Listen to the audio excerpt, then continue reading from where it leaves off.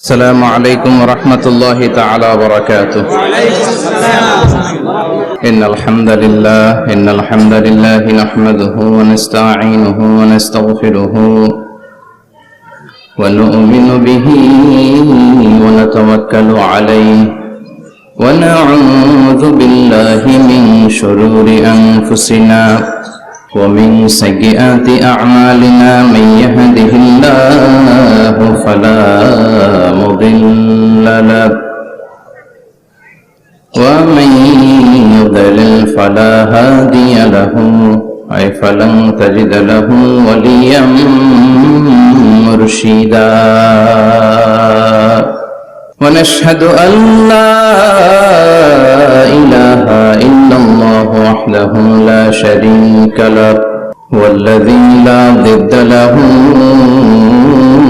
ولا ند له لا مثل له ولا مثيل له لا وزير له ولا كفيل له لا شبه له ولا شبيه له لا ولد له ولا والد له وهو الواحد الفرد الصمد لم يلد ولم يولد ولم يكن له كفوا أحد. ونشهد أن سيدنا ونبينا وحبيبنا وبشيرنا ونذيرنا وطبيبنا وطبيب أرواحنا وحبيبنا وحبيب ربنا محمدا عبد الله ورسوله أرسله بالحق بشيرا ونذيرا وداعيا إلى الله بإذنه وسراجا منيرا.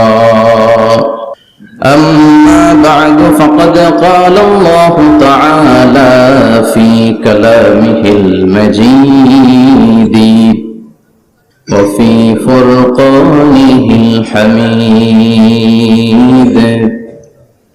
أعوذ بالله من الشيطان الرجيم. بسم الله الرحمن الرحيم. وما أرسلناك إلا رحمة للعالمين. إن الله وملائكته يصلون على النبي يا أيها الذين آمنوا صلوا عليه وسلموا تسليما. اللهم صل على محمد وعلى آل محمد كما صليت على إبراهيم وعلى آل إبراهيم إنك حميد مجيد. اللهم بارك على محمد وعلى آل محمد كما باركت على إبراهيم وعلى آل إبراهيم إنك حميد مجيد. আপনারা সবাই কেমন আছেন? আলহামদুলিল্লাহ, আমিও ভালো আছি। আমাদেরকে ভালো রাখে কে? আল্লাহ। আমাদেরকে সুস্থ রাখে কে? আল্লাহ। আবার আমাদেরকে অসুস্থ বানিয়ে পরীক্ষা করে কে? আল্লাহ। এজন্য সব সময় প্রশংসা করতে হবে কার? আল্লাহ। সব জায়গায় আল্লাহর প্রশংসা করতে রাজি আছেন? ইনশাআল্লাহ। সব সময় আল্লাহর প্রশংসা করতে রাজি আছেন? ইনশাআল্লাহ। আওয়াজ করে বলেন, সকালবেলা প্রশংসা করবেন কার? আল্লাহ। বিকেল বেলা? আল্লাহ। রাত্রিবেলা? আল্লাহ। শীতকালে? আল্লাহ। গ্রীষ্মকালে? আল্লাহ। ভোট দেওয়ার সময়? আল্লাহ। ভোট চুরি করার সময়?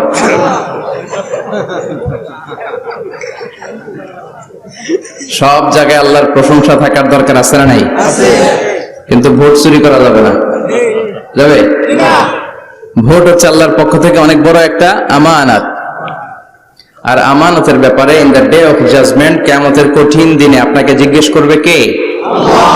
কুল্লুকুম রাঈন ওয়া কুল্লুকুম মাসউলুন আন রাইয়াতিহি, তোমরা প্রত্যেকে দায়িত্বশীল আর তোমাদের প্রত্যেকের দায়িত্বের ব্যাপারে জিজ্ঞেস করা হবে। চিৎকার করে বলেন ঠিক কিনা? এজন্য আমার ভোট আমি দেব, যাকে খুশি তাকে দেব এমনটা না, সৎ লোক দেখে দেব, ঠিক কিনা?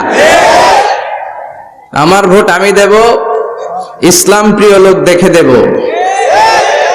যারা ইসলামের পক্ষে থাকে, যারা জনগণের বন্ধু, যারা দেশের টাকা বিদেশে পাচার করে না, যারা এক কলমের খোঁচা মেরে কোটি টাকা উধাও করে দেয় না, যারা আমরা বন্যায় কষ্ট পেলে আমাদেরকে দেখতে আসে, এরকম নেতার দরকার আছে না নাই? আবার নেতা ভুল করলেও নেতাকে শুধরে দিতে হয়, ঠিক কিনা? ইমাম সাহেব যদি মসজিদে নামাজ পড়াতে যে ভুল করে, পিছন থেকে শুধরে দিতে হয় না? ইমাম সাহেব নামাজ শুরু করেছেন ওয়াদ-দুহা ওয়াল-লাইলি ইযা সাজা মা ওয়াদ্দাআকা রাব্বুকা ওয়া মা ক্বালা, এরপরে ভুলে গেছে, আর বের হয় না। এরকম হয় না? বিষ্ণু ঈসা ইসলামেরও হতো, সাহাবাদেরও হতো, ভুলে গিয়েছে, বের হয় না, তখন পেছন থেকে শুধরে দিতে হয়। তবে আগে সুযোগ দিবেন, তাকে আপনি চান্স দিবেন, তিনি আবার রিপিট করবে, রিপিট করে সূরাটাকে বের করে আনতে পারে কিনা ট্রাই করবে। 2-3 বার ট্রাই করার পরেও যদি না পারে, পিছন থেকে ঠিক করে দেওয়ার দরকার আছে না নাই? কিন্তু অনেকে আবার পিছনে উৎ পেতে বসে থাকে যে ইমাম ভুল করে কোন জায়গায়। তারাবির নামাজে আমাদের দেশে এই ঝামেলা আছে না নাই? এক হাফেজ সাহেব নামাজ পড়ে, আর এক হাফেজ সাহেব পিছন থেকে কোথায় ভুল হয় একটু দেখে। এই নিয়তে যদি আপনি হেফজ করেন, আপনার দিনও শেষ, দুনিয়াও শেষ, আখিরাতটাও বরবাদ। জোরে বলেন ঠিক কিনা? ভুল হতেই পারে, মানুষ ভুলের ঊর্ধ্বে নয়। কুল্লুকুম খাত্তা, তোমরা সবাই ভুল করো, ওয়া খায়রুল খাত্তাইনা তাওয়াবুন, আরে ভুলকারীদের মধ্যে আল্লাহর কাছে শ্রেষ্ঠ ভুলকারী যে লোক ভুল করার পরে তওবা করে। কার কাছে? আল্লাহর কাছে। আল্লাহর কাজই তওবা কবুল করা। গাফিরিজ যামবি ওয়া কাবিলিত তাওব, আমরা ভুল করব, শয়তান ওয়াসওয়াসা দিবে আর আল্লাহ মাফ করবে, ঠিক কিনা? কি আল্লাহ আমরা পাইছি, উনি মাফ করার জন্য বসে থাকে 24/7, সপ্তাহের 7 দিন, মাসের 30 দিন, দিনের 24 ঘন্টা তিনি বসে থাকেন, কখন আমার বান্দা চোখের পানি ছেড়ে আমার কাছে ক্ষমা চায় আর আমি আল্লাহ ক্ষমা করে দেব। শয়তান আল্লাহকে চ্যালেঞ্জ দিয়েছিল, আল্লাহ আপনি তো জান্নাতে ঢোকাতে পারবেন না, এতগুলো জান্নাত কেন বানালেন? জাহান্নাম আরো বেশি হলে ভালো হতো। আল্লাহ বললেন কেন? শয়তান বলে, আল্লাহ এই সবগুলার আমি ওয়াসওয়াসা দিয়ে, মুনাফিক বানিয়ে, নাস্তিক বানিয়ে জাহান্নামে ঢুকাবো। আমি চ্যালেঞ্জ দিলাম, ডান দিক থেকে ধোকা দেব, বা থেকে, সামনে থেকে, পেছন থেকে, নিচ থেকে, রগের শিরা উপশিরায় ঢুকে, মাজরাত দাম যেখান দিয়ে রক্ত চলাচল করে ওখানে ঢুকেও আমি ধোকা দেব। আপনি জান্নাতে ঢুকাবেন কেমনে? আল্লাহ বললেন তুমি আমারও চ্যালেঞ্জ দাও, এত বড় সাহস? আমি তো সব রাজার বড় রাজা, মহারাজা। চিৎকার করে বলেন ঠিক কিনা? মহারাজার সাথে চ্যালেঞ্জ দেয়া যায় না, তুমি আমাকে চ্যালেঞ্জ দাও। ওকে ডান, আই টেক ইউর চ্যালেঞ্জ, আমিও তোমার চ্যালেঞ্জ নিলাম। তুমি আজীবন ধোকা দিবা, আজীবন তুমি গুমরাহ করবা, বেনামাজি বানাবা, জালিম বানাবা, কিন্তু আমার বান্দা কোন তাফসীরুল কোরআনের মাহফিলে এসে, কোন এক ওয়াক্তের নামাজে মসজিদে ঢুকে, অথবা মাঝরাতে ঘুম ভেঙে গেলে তাহাজ্জুদের জায়নামাজে চোখের পানি ছেড়ে যখন ক্ষমা চাইবে, আমি সব গুনাহ মাফ করে দেব, তুই কি করবি? আল্লাহু আকবার। চিৎকার করে পড়েন আল্লাহু আকবার। এজন্য ভুল নাই এমন কোন মানুষ নাই, ভুল হয়নি শুধু নবীদের, এজন্য তারা মাসুম। আহলুস সুন্নাহ ওয়াল জামাআর ইতিকাদ হচ্ছে নবীদের কোনো ভুল নাই, ঠিক কিনা? ছোটখাটো যে ব্যাপারগুলো ঘটেছিল সেগুলো আল্লাহ অবশিষ্ট থাকতে দেননি, সেগুলোকে আল্লাহ ঠিক করে দিয়েছেন। চিৎকার করে পড়েন সুবহানাল্লাহ। এজন্য ইমাম যদি ভুল করে, আপনারা পেছন থেকে চান্স দিবেন ওনাকে শুধরে নেয়ার, কিন্তু উনি শুধরে নিতে পারছেন না, তখন পেছন থেকে লোকমা দেওয়ার দরকার আছে না নাই? তো এই জন্য ইমাম যদি ভুল করে পেছন থেকে শুধরে দিতে হয়।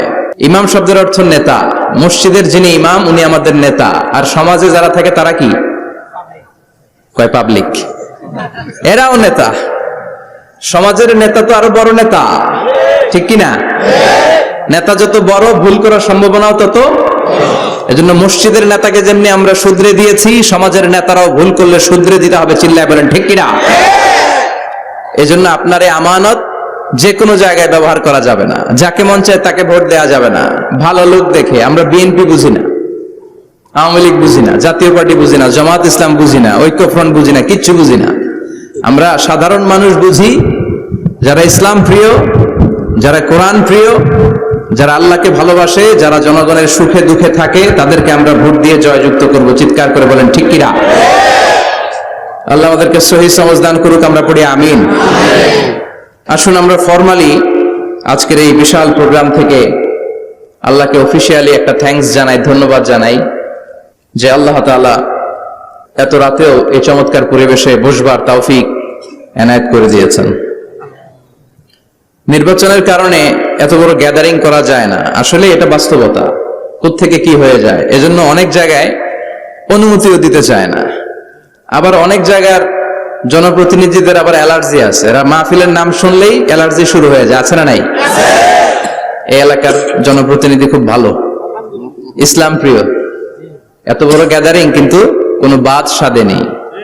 তার মানে এরা ইসলামের পক্ষে, ঠিক কিনা? যারাই ইসলামের পক্ষে তাদের জন্য আমাদের অন্তর থেকে দোয়া আছে না নাই? আর যারাই ইসলামের বিপক্ষে, whoever you are, I don't care, তুমি যেই হও না কেন, তুমি যদি ইসলামের বিপক্ষে যাও, তোমার জন্য আমার অন্তরে এক ফোঁটা দরদ নাই। এজন্য যারা এই প্রোগ্রামের অনুমতি দিয়েছেন তাদেরকে শুকরিয়া জানাই। পুলিশ প্রশাসনের ভাইরা অনেক সময় এসে থাকেন, তাদেরকেও শুকরিয়া জানাই। মিডিয়া কর্মী তো আজকে অনেক চলে আসছে, আমাদেরকে এখন কথা বলতে গেলে অনেক মাপজোক করে কথা বলতে হয়। এজন্য মিডিয়াটাকে আমাদের ভালোভাবে কাজে লাগাতে হবে। সম্মানিত ভাইরা, আসুন আমরা অফিসিয়ালি আল্লাহকে একটা থ্যাঙ্কস দেই যে আল্লাহ তাআলা আমাদেরকে এখানে আসার বসার, মহাবিশ্বয় মহাগ্রন্থ আল কোরআন থেকে কথা শুনবার তৌফিক এনায়েত করলেন। আমরা হৃদয় নিংড়ানো মনের সবটুকুন ভালোবাসাকে উজাড় করে দিয়ে, সিংহ শার্দুলের মতো গর্জন করে, আকাশ বাতাস প্রকম্পিত করে, মন প্রাণ বুক মুখ একসাথে করে, দেহের সবটুকুন শক্তি গলার মাঝ বরাবর এনে চিৎকার করে পড়ি রাসূলের শেখানো শুকরিয়া বাণী কালিমাত শুকর, আলহামদুলিল্লাহ। সবাই পড়েন, রব্বানা লাকাল হামদ হামদান কাসীরান তাইয়িবান মুবারাকান ফীহি ইয়া রাব্বি লাকাল হামদু কামা ইয়ানবাগি লিজালালি ওয়াজহিকা ওয়া আযীমি সুলতানিকা লাকাল হামদু বিল ঈমান লাকাল হামদু বিল ইসলাম লাকাল হামদু বিল কুরআন। আমরা প্রশংসা করলাম কার? আল্লাহর প্রশংসা করতে ভালো লাগে?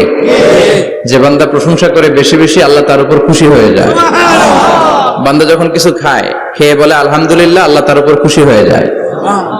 বান্দা যখন কিছু পায়, পেয়ে যদি বলে আলহামদুলিল্লাহ, আল্লাহ নেয়ামতের বাড়িধারা তার উপর আরো বাড়িয়ে দেয়। লা ইন শাকারতুম লা আযীদান্নাকুম ওয়া লা ইন কাফারতুম ইন্না আযাবী লাশাদীদ। নেয়ামতের শুকরিয়া করলে আরো বাড়িয়ে দেব। আমার খাজানা, আমার ধন ভান্ডার যে কত বিশাল, তোমাদের কোনো ধারণাই নাই। আল্লাহু আকবার। হাদিসে কুদসিতে আল্লাহ বলেন, ইয়া ইবাদি, হে গোলামেরা, লাউ আন্না আউওয়ালাকুম ওয়া আখিরাকুম ওয়া ইনসাকুম ওয়া জিন্নাকুম কামু আলা সাঈদিন ওয়াহিদ। পৃথিবীর সব মানুষগুলো, সাইয়েদনা আদম থেকে শুরু করে কিয়ামত পর্যন্ত যারা আসবে, সবাই যদি একটা বিশাল ময়দানের উপর দাঁড়িয়ে তাদের মনের যত চাহিদা আকুতি আছে সবকিছু আমার কাছে বলে, তারা যা চায় সবই যদি আমি দিয়ে দেই, প্রত্যেকের যত চাওয়া পাওয়া আছে সবও যদি আমি পূরণ করে দেই, আমার খাজিনা, আমার ধনভাণ্ডারের 1 ইঞ্চিও কমবে না। কত বড় ধনভাণ্ডারের তিনি মালিক। আল্লাহু আকবার। এজন্য বিপদে পড়লে চাইবো কার কাছে? বন্ধুর কাছে বিপদ শেয়ার করার আগে, ফেসবুকে শেয়ার দেওয়ার আগে শেয়ার দিব কার কাছে? কথা কি বুঝেন? প্রথমে শেয়ার চলবে কোথায়? আল্লাহর কাছে শেয়ার করব। বিশাল ধনভাণ্ডারের মালিক আমার সব সমস্যার সমাধান করে দিলেও তার ধনভাণ্ডারের কোনো কমতি হবে না, ঠিক কি না? এজন্য সব সময় আল্লাহর প্রশংসা করতে হবে বেশি বেশি। এত নিয়ামত তিনি দিয়েছেন, আপনি গুণে শেষ করতে পারবেন না। ওয়া ইন তা'উদ্দু নি'মাতাল্লাহি লা তুহসুহা। এত নিয়ামত দিয়েছি, গুণে শেষ করা যায় না। ঠিক যে মুহূর্তে আমরা এখন কথা শুনছি, অনেকে এখন হসপিটালের বেডে আছে না নাই? দুর্ঘটনায় আছে না নাই? ঋণের বোঝায় জর্জরিত, পাওনাদাররা বাড়িতে এসে ঝামেলা করে ঘরে থাকতে পারে না, আছে না নাই? মামলা, হামলা, ঝামেলা, জুলুম, নানা কারণে নানা জায়গায় মানুষেরা বিপদে আছে। অনেকের ক্যান্সার, যেটার কোনো অ্যান্সার নাই, দেহের সেলের ভিতরে, প্রত্যেকটা সেলে, কোষের ভিতরে জ্বালা ধরে গিয়েছে, হসপিটালের বেডে বসে মৃত্যুর প্রহর গুনছে, এরকম আছে না নাই? ঠিক সেই মুহূর্তে আমরা খুব শান্তিপূর্ণ ভাবে মহাবিশ্বের মহাবিশ্বয় মহাগ্রন্থ আল কোরআন থেকে কথা শুনতে বসতে পেরেছি। এজন্য শুকরিয়া চলবে কার? আল্লাহ, তুমি আজকের মাহফিলটাকে আমাদের নাজাতের ওসিলা বানাও। আমরা যেন তোমার শুকর গুজার বান্দা হতে পারি, তুমি তৌফিক দাও। কোম্পানিগঞ্জ বাজার শ্রমিক ফেডারেশনের উদ্যোগে ৮ম বার্ষিক ওয়াজ ও দোয়ার মাহফিল। সমাজে পরিবর্তন আসতে শুরু করেছে। আগে শ্রমিক ফেডারেশনের এরা যাত্রাপালা করতো, তাই না? নাচানাচি, দুনিয়াকে মজা লেলো, রুব্বানে নাচে কোমর দুলাইয়া, না? উনিও জানে রুব্বানে নাচে কোমর দুলাইয়া, ফেরেশতারা বলবে তোগরে পিডামু আমরা জুলাইয়া। মায়ের আছে না নাই? প্রশ্ন করা হবে, কবরে যেতে না যেতেই প্রশ্ন করা হবে। মরতে আমাদেরকে হবেই। আকসিরু যিকরা হাযিমিল লাযযাত, পৃথিবীর সব স্বাদকে পানসা করে দেয় ওই বিষয়টাকে বেশি বেশি স্মরণ করো। বিশ্বনবী বলেছেন সব স্বাদকে পানসা করে দেয় কি? মরণ। ঠিক কি না? The most certain thing in our life is death, and the most uncertain thing in our life is the time of death.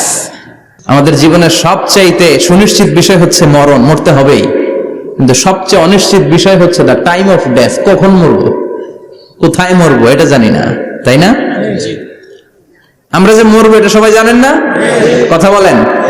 সবাই জানে, কিন্তু কখন মরবো জানেন? কিভাবে মরবো জানেন? কখন যে মৃত্যুর সময়টা চলে আসবে আমরা কেউ জানি না। এবং একটা মানুষের জীবনের সবচাইতে ভয়ঙ্কর অভিজ্ঞতা হচ্ছে এই মৃত্যু। আর এই এক্সপেরিয়েন্স, এই অভিজ্ঞতার কথা কাউকে শেয়ার করে যাওয়া যায় না। কেমন লেগেছিল তার বলে যাওয়ার আগেই তাকে উড়াল দিতে হয়, ঠিক কিনা? এজন্য পরিবর্তন আসতে শুরু করেছে। বাজার শ্রমিক ফেডারেশনের ভাইয়ের আজকের এই চমৎকার প্রোগ্রামের অ্যারেঞ্জ করেছে। আমি আন্তরিক শুভেচ্ছা এবং মোবারকবাদ তাদেরকে জানাই। কোম্পানিগঞ্জ হাই স্কুল প্রাঙ্গণ, আলহামদুলিল্লাহ। আজকে সভাপতি জনাব হাজী মোহাম্মদ কামাল উদ্দিন সাহেব, চেয়ারম্যান 15 নং নবীপুর। সহসভাপতি হচ্ছে জনাব হাজী মোহাম্মদ জয়দুল হোসেন ভুঁইয়া সাহেব, আপনি? মাশাআল্লাহ। তারপর প্রধান অতিথি হচ্ছে জনাব আলহাজ মোহাম্মদ ইউসুফ আব্দুল্লাহ হারুন সাহেব, আল্লাহ কবুল করুক। যারা আসছে, যারা আসবে, আল্লাহ সবাইকে কবুল করুক। মাইকের আওয়াজ যে বোনেরা শুনছে, আল্লাহ তাদেরকেও কবুল করুক। সম্মানিত ভাইরা, আমি আপনাদের খেদমতে আল কোরআন আল কারীম থেকে ছোট্ট একটা আয়াত তেলাওয়াত করেছি। এই আয়াতের আলোকে কিছু কথা আপনাদের সামনে উপস্থাপন করার চেষ্টা করব ইনশাআল্লাহ। সবাই পড়েন ইনশাআল্লাহ। রব্বুল আলামিন ইরশাদ করছেন, ওয়ামা আরসালনাকা ইল্লা রাহমাতাল লিল আলামিন। মুখস্থ আছে না সবার? পড়েন, ওয়ামা আরসালনাকা ইল্লা রাহমাতাল লিল আলামিন। সূরাতুল আম্বিয়ার ছোট্ট একটা আয়াত, যে সূরাটা আল্লাহ তাআলা নবীদের জন্য ডেডিকেট করেছেন। এখানে আল্লাহ বলছেন, ওমা আরসালনাকা ইল্লা রাহমাতাল লিল আলামিন, I have sent you as a mercy, as a rahmah, as a barakah, as a blessings for the whole world, for the entire world. ও নবী, আপনি গোটা বিশ্বের জন্য রহমত, শুধু মানব গোষ্ঠীর জন্য না, শুধু দানব গোষ্ঠীর জন্য না, জিনদের জন্য না, প্রাণীকুলদের জন্য না, শুধু ফেরেশতাদের জন্য না, গোটা বিশ্বের জন্য বিশ্বনবীকে রহমত বানিয়ে পাঠিয়েছে কে? সবার জন্য রহমত। খোশ মেজাজের মানুষ ছিলেন, নরম দিলের মানুষ ছিলেন। ফাবিমা রাহমাতিন মিনাল্লাহি লিনতা লাহুম ওয়ালাউ কুনতা ফাযযান গালিযাল কলবি লানফাদ্দু মিন হাওলিক। আল্লাহ বললেন, ও নবী, আপনার হৃদয়টা বড় নরম, সফট হার্টেড মানুষ আপনি, কোমল হৃদয়ের মানুষ আপনি, খোশ মেজাজের মানুষ। বিশ্বনবী এত খোশ মেজাজের মানুষ ছিলেন, বিশ্বনবী যেখানেই যেতেন ওখানে মানুষের ভিড় হয়ে যেত। যেখানেই যেতেন পিছু পিছু লোকজন ছুটতো, কারণ খোশ মেজাজের তো, সফট হার্টেড, হৃদয়টা কোমল, ওনার সাথে কথাই বলতে মনে চায়, টাইম পাস করতে মনে চায়। আল্লাহু আকবার। বাচ্চাদের জন্য রহমত। ছোট বাচ্চারা বিশ্বনবীর সামনে যদি কখনো চলে আসতো, বিশ্বনবী ওনার কোমল হাতটা বাচ্চাদের মাথার মধ্যে হাত বুলিয়ে দিতে। এমন কোন বাচ্চা বিশ্বনবীর সামনে দিয়ে ক্রস করতে পারতো না যে বাচ্চার মাথায় বিশ্বনবী হাত বুলাতেন না। নাতিদেরকে অনেক আদর করতেন। হাসান আর হুসাইন রাইহানাতাইন, বিশ্বনবীর সুগন্ধি। হাসান বিশ্বনবীর কোলে উঠলে সাইয়েদনা হুসাইন কোলে ওঠার জন্য কান্না করতেন, আবার হুসাইন কোলে উঠলে হাসান কান্না করতেন। আবার সাইয়েদনা হাসান বিশ্বনবীকে ঘোড়া বানিয়ে বিশ্বনবীর পিঠের উপরে বসে বিশ্বনবীর চুল ধরে টেনে টেনে খেলা করতে। বিশ্বনবী ঘোড়া, আর ঘোড়ার বাদশা হচ্ছে হাসান। সুবহানাল্লাহ পড়বেন না? কি খুনসুটি, কি সম্পর্ক! স্ত্রীদের সাথে ভালো আচরণ, কম্প্যানিয়ন্স যারা আছে সাথীদের সাথে ভালো আচরণ, সবার সাথে ভালো আচরণ, সবার জন্য রহমত। এজন্য আল্লাহ বললেন, ওয়ামা আরসালনাকা ইল্লা রাহমাতাল লিল আলামিন। I have sent you as a mercy for the entire universe. ও নবী, আপনি সবার জন্য রহমত, আপনি সবার জন্য কল্যাণ। আপনার মধ্যে রহমতের বাড়িধারা এত বেশি, আপনি হ্যাঁ বললে শরীয়তের হুকুম হালাল হয়ে যায়, আপনি না বললে শরীয়তের হুকুম হারাম হয়ে যায়। আবার আপনি আঙ্গুল তুললে চাঁদ দুই ভাগ হয়ে যায়, জমিন থেকে পা তুললে আপনি আকাশে মেরাজে চলে যান। কি স্ট্যাটাস! কুড ইউ ইমাজিন কি স্ট্যাটাস আল্লাহ ওনাকে দিয়েছে। উনি হ্যাঁ বললে এটা হালাল, কারণ কোনটা হালাল কোনটা হারাম এটা ওনার কাছ থেকে জেনেছে। উনি যদি বলে ইয়েস, করতে পারবেন আপনারা, হালাল, কোটি কোটি মানুষের জন্য পারমিসিবল, লিগ্যাল। উনি যদি বলেন নো, আমাদের সবার জন্য এটা হারাম, কোটি কোটি মানুষ আর করতে পারবো না। আঙ্গুল তুলেছেন চাঁদ দুই ভাগ হয়েছে, পা তুলেছেন মেরাজে চলে গিয়েছে। আল্লাহু আকবার। তার মানে এমন নবী যে নবীর হা এবং না এগুলো শরীয়তের দলিল, ঠিক কিনা? এ নবী এমন নবী, এ নবীরে বাদ দিলে কোরআন বোঝা যায় না, এ নবীরে বাদ দিলে হাদিস বোঝা যায় না, এ নবীরে বাদ দিলে নামাজ বোঝা যায় না, ঠিক কিনা? কারণ কেমন করে নামাজ পড়তে হবে এই নবী আমাদেরকে হাতে কলমে শিখিয়েছে। সল্লু কামা রাআইতুমুনি উসাল্লি, আমি যেমনি সালাত পড়ি তেমনি পড়ো। বিশ্বনবী যেমন শিখিয়েছেন তার বাইরে অন্য কোন নিয়মে সালাত পড়লে হবে নাকি? কথা বলেন। ফজরের সালাত 2 রাকাত, আপনি যদি পড়েন 3 রাকাত, কবুল হবে নাকি? 4 রাকাত পড়লে, 6 রাকাত, 12 রাকাত, এরকম করলে মাইরা সালা নাই, কবুল হবে না। অনেক বেশি পড়েছেন, সময়ও দিয়েছেন বেশি, কবুল হবে না। কেননা বিশ্বনবী যেভাবে শিখিয়েছে ওইভাবে পড়েন নাই তো, ঠিক কিনা? আবার বিশ্বনবী যেমন রোজা রেখেছেন তেমন রাখতে হবে। কেমন করে রোজা রাখতে হয় বিশ্বনবী শেখালেন। ফজর থেকে শুরু করে সন্ধ্যা পর্যন্ত রোজা রাখবেন। আপনি সকাল থেকে শুরু করে আসর পর্যন্ত রেখে আসরের পর ইফতারি করলে হবে নাকি? কথা বলেন। কারণ বিশ্বনবীর পদ্ধতিতে হয় নাই। আবার এই নবীকে বাদ দিলে হজ বোঝা যায় না, কেননা এই নবী কেমন করে হজ করতে হয় আমাদেরকে শিখিয়েছেন। বিশ্বনবী ওনার পুরো জীবনে 4টা উমরা করেছেন, একটা মাত্র হজ করেছেন। আর বলেছেন খুযু আন্নী মানাসিকাকুম, কেমন করে হজ করতে হয় আমার কাছ থেকে তোমরা শিখে নাও। হজের সিস্টেম কি আমার থেকে শিখে নাও। মাত্র একবার হজ করেছেন, তাতেই হজের সব আহকামগুলো আমাদের কাছে ক্রিস্টাল ক্লিয়ার, স্বচ্ছ কাচের মতো, স্ফটিক কাচের মতো, স্বচ্ছ পানির মতো এত সুন্দর তিনি বর্ণনা দিয়েছেন। এই বর্ণনার উপর ভিত্তি করে লক্ষ লক্ষ মানুষ গোটা বিশ্ব থেকে কাবার প্রান্তরে জমা হয়, ঠিক কিনা? মাসাবাতান লিন্নাসি ওয়া আমনা, গোটা বিশ্বের মানুষের মিলন কেন্দ্র। আপনি যখন মসজিদুল হারামে যাবেন, মসজিদে নববীতে যাবেন, দেখবেন আজান হয়ে গেলে লক্ষ লক্ষ মানুষ কাবার দিকে ছুটে, ঠিক কিনা? আজান হওয়ার সাথে সাথে শারে আল হিজরা দিয়ে, জারওয়াল দিয়ে, গাজ্জা দিয়ে, আজিয়াদ রোড দিয়ে পঙ্গপালের মতো মানুষগুলো কাবা কেন্দ্রিক হতে শুরু করে। কারণ কাবা হচ্ছে অ্যাসেম্বলি পয়েন্ট, গ্যাদারিং পয়েন্ট, এটা মিলন কেন্দ্র। এই কাবাকে কেন্দ্র করে প্রতিদিন লক্ষ লক্ষ মানুষের মিলন মেলা বসে। চিল্লায় বলেন ঠিক কিনা? কেমন করে হজ পালন করবেন বিশ্বনবী শেখালেন। কারণ বিশ্বনবীরে বাদ দিলে হজ বোঝা যায় না। তার মানে বুঝলাম উনি হ্যাঁ বললে হালাল, না বললে হারাম। উনারে বাদ তো কোরআন বাদ, উনি বাদ তো হাদিস বাদ, কথা বলেন। উনি বাদ তো নামাজ বাদ, উনি বাদ তো রোজা বাদ, উনি বাদ তো হজ বাদ।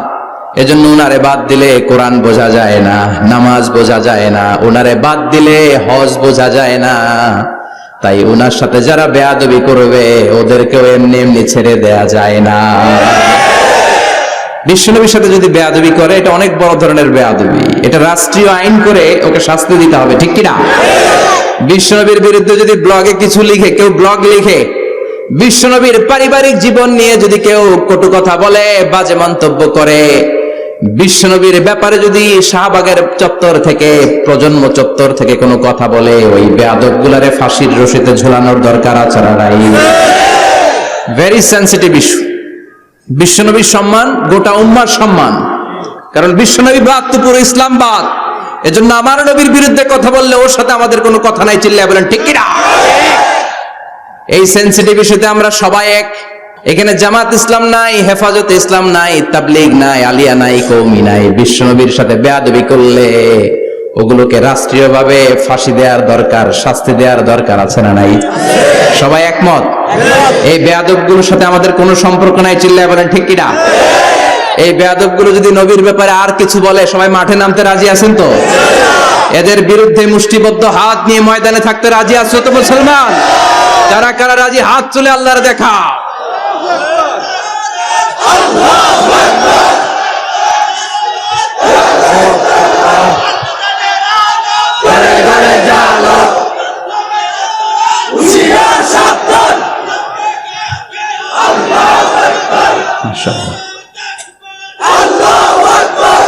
আল্লাহ তুমি কবুল করো। বিশ্বনবীর ভালোবাসা যেন আমরা অন্তরে রাখতে পারি, তুমি তৌফিক দাও। বিশ্বনবীর অনুসরণ এবং ভালোবাসা ছাড়া আল্লাহকে পাওয়া যাবে? আল্লাহকে যে পাইতে চায় হাজরাতের অনুসরণে, আরশ কুরসি লৌহ কালাম না চাইতে পেয়েছে সে। হাজরাতের অনুসরণে আরশ কুরসি লৌহ কালাম না চাইতে পেয়েছে সে। সুবহানাল্লাহ পড়েন। এজন্য আল্লাহ বললেন, নবী আপনাকে আমি গোটা বিশ্বের মানুষের জন্য রহমত করে পাঠালাম, আবার আপনার চরিত্রটা গোটা বিশ্বের মানুষের জন্য আমি মডেল করে দিলাম। আল্লাহু আকবার। ওয়া ইন্নাকা লাআলা খুলুকিন আযীম। ও নবী, চমৎকার একটা চরিত্রের উপরে আমি আপনাকে প্রতিষ্ঠিত রেখেছি। And verily you are on a very good standard of character. ও নবী, আপনার চরিত্রটা বড় সুন্দর। আপনার চরিত্রের মতো গোটা বিশ্বের কারো চরিত্র হতে পারে? পা থেকে মাথা পর্যন্ত বিশ্বনবীর চরিত্রে একটা কালো দাগ বসানোর মতো ক্ষমতা কারো আছে নাকি? কারণ বিশ্বনবীর চরিত্র হলো কোরআনের চরিত্র। মা আয়েশাকে বলা হলো, মা আমাদের পেয়ারা নবীর চরিত্র কেমন ছিল আমাদেরকে বলে শোনান। মা আয়েশা বললেন, ও সাহাবীরা, বিশ্বনবীর চরিত্র ছিল কোরআনের চরিত্র। কানা খুলুকুহু আল কোরআন। বিশ্বনবীর চরিত্র ছিল কোরআনের চরিত্র। পুরো কোরআনে 30 পারাতে থিওরিটিক্যালি যা বলে শোনানো হয়েছে, বিশ্বনবীর জীবনীতে চরিত্রে প্র্যাকটিক্যালি ওই সব কিছু করে দেখানো হয়েছে। পুরো কোরআনে 30 পারাতে থিওরিটিক্যালি যা বলা, বিশ্বনবীর চরিত্রে প্র্যাকটিক্যালি সেটা করে দেখানো। সুবহানাল্লাহ বাড়িতে দিয়ে বলেন। আবার বিশ্বনবীর আরেক স্ত্রী উম্মে সালামা বলতেন, ইনদামা ইয়ামশি রাসূলুল্লাহ আলাল আরদি কাআন্নাল কুরআনা ইয়ামশি আলাইহি। যখন বিশ্বনবী রাস্তার উপর দিয়ে হেঁটে যেত, মনে হয় কোরআন শরীফটা রাস্তার উপর দিয়ে হেঁটে হেঁটে যায়। কোরআনুল কারীম রাস্তা দিয়ে হেঁটে হেঁটে যাচ্ছে, মনে হচ্ছে যে এটা বিশ্বনবী নয়, এটা জীবন্ত কোরআন। পড়েন আল্লাহু আকবার। এজন্য এই নবীকে আল্লাহ এমন স্ট্যাটাস দিয়েছেন, পৃথিবীর কোন নবীকে তেমন স্ট্যাটাস দিয়েছে নাকি? না। এই নবীকে আল্লাহ এমন মর্যাদা দিয়েছে, গোটা বিশ্বের কাউকে এমন মর্যাদা দিয়েছে নাকি? এমন কিছু গুণাবলী, ক্যারেক্টারিস্টিক্স আল্লাহ বিশ্ব নবীকে দিয়েছে, পৃথিবীর কোন নবীকে সেগুলো দেয় নাই। সুবহানাল্লাহ। খুশি না বেজার? খুশি তো সবাই। কি দিয়েছেন, কি স্পেশাল এক্সট্রা স্ট্যাটাস আল্লাহ তাআলা বিশ্ব নবীকে দিয়েছেন আমরা শুনি। এক নাম্বার স্ট্যাটাস হলো সাহিবু শাক্কি সাদর, বিশ্বনবীর সিনা চাক হয়েছে, পৃথিবীর কোন নবীর সেটা হয় নাই। সুবহানাল্লাহ। দুইবার হয়েছে এটা বিশ্বনবীর জীবনে। হালিমাতু সাদিয়ার বাড়িতে যখন দুধ পান করতে গিয়েছিল তখন হয়েছিল, আবার মেরাজের রাতে হয়েছিল। উম্মে হানির ঘর থেকে চলে সাইয়েদনা জিবরাইল বিশ্বনবীকে হাতিমে কাবায় শুইয়ে দিলেন, এরপর গলার নিচ থেকে শুরু করে নাভি পর্যন্ত বুকটা কেটে ফেললেন, বিশ্বনবীর হৃদয়টাকে বের করলেন, জামজামের পানি দিয়ে ধৌত করলেন, আবার পেটের ভেতরে হৃদয়টাকে ঢুকিয়ে দিলেন। দিস ইজ কল্ড শাক্কে সাদার। উর্দু ফার্সিতে বলে সিনা চাক, ইংরেজিতে বলে ওপেন হার্ট সার্জারি। সুবহানাল্লাহ পড়বেন না? আমাদের অনেকের ওপেন হার্ট সার্জারি হয় না, গলা থেকে নাভি পর্যন্ত কাটা, সেলাই করে দিলে আবার বাঁচে। এটা বিশ্বনবীর সিনা চাক থেকে আবিষ্কার হয়েছে। পড়েন আল্লাহু আকবার। যে সমস্ত সাহাবারা বিশ্বনবীকে খালি গায়ে দেখেছে, উদম গায়ে দেখেছে, তারা বর্ণনা করেছে দুইটা কাপড় মাঝখান দিয়ে সেলাই করলে যেমনি দাগ দেখা যায়, আমরা বিশ্বনবীর গলা থেকে নাভি পর্যন্ত এরকম সেলাইয়ের দাগ দেখতে পেয়েছি। শাক্কুস সাদর, special status of the last Messenger Muhammad সাল্লাল্লাহু। আর কোন নবীকে আল্লাহ এটা দেয় নাই। খুশি না বেজার? আবার উনি হলেন সাহিবুল মেরাজ। উনার মেরাজ হয়েছে, আর কোন নবীর হয়েছে নাকি? কথা বলেন। বিশ্বনবীর হৃদয়টা বড় ভাঙা, কলিজার টুকরা স্ত্রী খাদিজা নাই, যাকে সবচেয়ে ভালোবাসতেন, সবচেয়ে প্যার করতেন, যাকে মাহাব্বাত করতেন। এবং সাইয়েদাতুনা খাদিজার জন্য বিশ্বনবী মা আয়েশাকে ধমকও দিয়েছেন। সাইয়েদাতুনা খাদিজার কথা যখন বিশ্বনবী বলে বেড়ায় মা আয়েশার কাছে, খাদিজার কথা বললে মা আয়েশা বলতেন, ও নবী, কোন জাহিলি যুগে এক বুড়ি মহিলার সাথে আপনার বিয়ে হয়েছিল, মরে গিয়েছে, কবরে শুয়ে আছে। ওই মহিলার পরে কত সুন্দরী সুন্দরী নারীরা আমরা আপনার ঘরে আসলাম, তারপর ওই বুড়ির কথা আমাদেরকে বলেন কেন? ওই বুড়ির কথা শোনান কেন? বিশ্বনবী রেগে গেলেন। সাইয়েদাতুনা খাদিজাকে বুড়ি বলার কারণে বিশ্বনবী মা আয়েশার চোয়ালটা এইভাবে চেপে ধরেছে। কোনদিন স্ত্রীর গায়ে হাত তোলেননি, শুধু এই একবার খাদিজাকে বুড়ি বলার কারণে মা আয়েশার থুতনি চেপে ধরেছিলেন। আল্লাহু আকবার। আবার বিশ্বনবী বলতেন, রুজিকতু হুব্বাহা, খাদিজার ভালোবাসা আল্লাহ আমার হৃদয়ে ঢুকিয়ে দিয়েছে। আবার বিশ্বনবী দোয়া করলে বলতেন, ও আল্লাহ, ওই কিয়ামতের ময়দানে যেদিন বন্ধু বন্ধুরে চিনবে না, বাবা ছেলেরে চিনবে না, মা তার মেয়েরে চিনবে না, পীর সাহেব মুরিদরে চিনবে না, মুরিদ পীর সাহেবরে চিনবে না, ওই কঠিন দিনে যেন আমি আমার কলিজার টুকরা খাদিজারে ভুলে না যাই। ওই কঠিন দিনে আমি যেন আমার খাদিজারে চিনতে পারি। সুবহানাল্লাহ। তার মানে ভালোবাসা বেশি না কম? সাইয়েদাতুনা খাদিজা ইন্তেকাল করলেন, জাবালে হাজুনের পাশে ওনার কবর। যারা হজ উমরা করতে গিয়েছেন দেখেছেন না, মক্কা একটা কবর আছে, এটা মাকবারাতুল মাআলা। মাআলা, কিন্তু এটারে বাংলাদেশিরা বলে জান্নাতুল মুআল্লা। কি বলে? এটারে জান্নাতুল মুআল্লা বলবেন না, কারণ এই কবরস্থানে অনেক কাফির মুশরিকেরও কবর আছে, তো ওদের কবরস্থান কি জান্নাত হতে পারে? এটাকে মাকবারা বলবেন। মাকবারা মাআলা বা মুআল্লা, আর মদিনায় হচ্ছে মাকবারাতুল বাকিয়া। মুআল্লা কবরস্থান মক্কায়, আর বাকি কবরস্থান মদিনায়। এর পাশে বিশাল এক পাহাড়, হেরেম শরীফ থেকে দেখা যায় জাবালে হাজুন, এর পাদদেশে বিশ্বনবী নিজ হাতে সাইয়েদাতুনা খাদিজাকে কবর দিয়েছেন। কবর দিয়ে সবাই চলে যায়, বিশ্বনবী যায় না।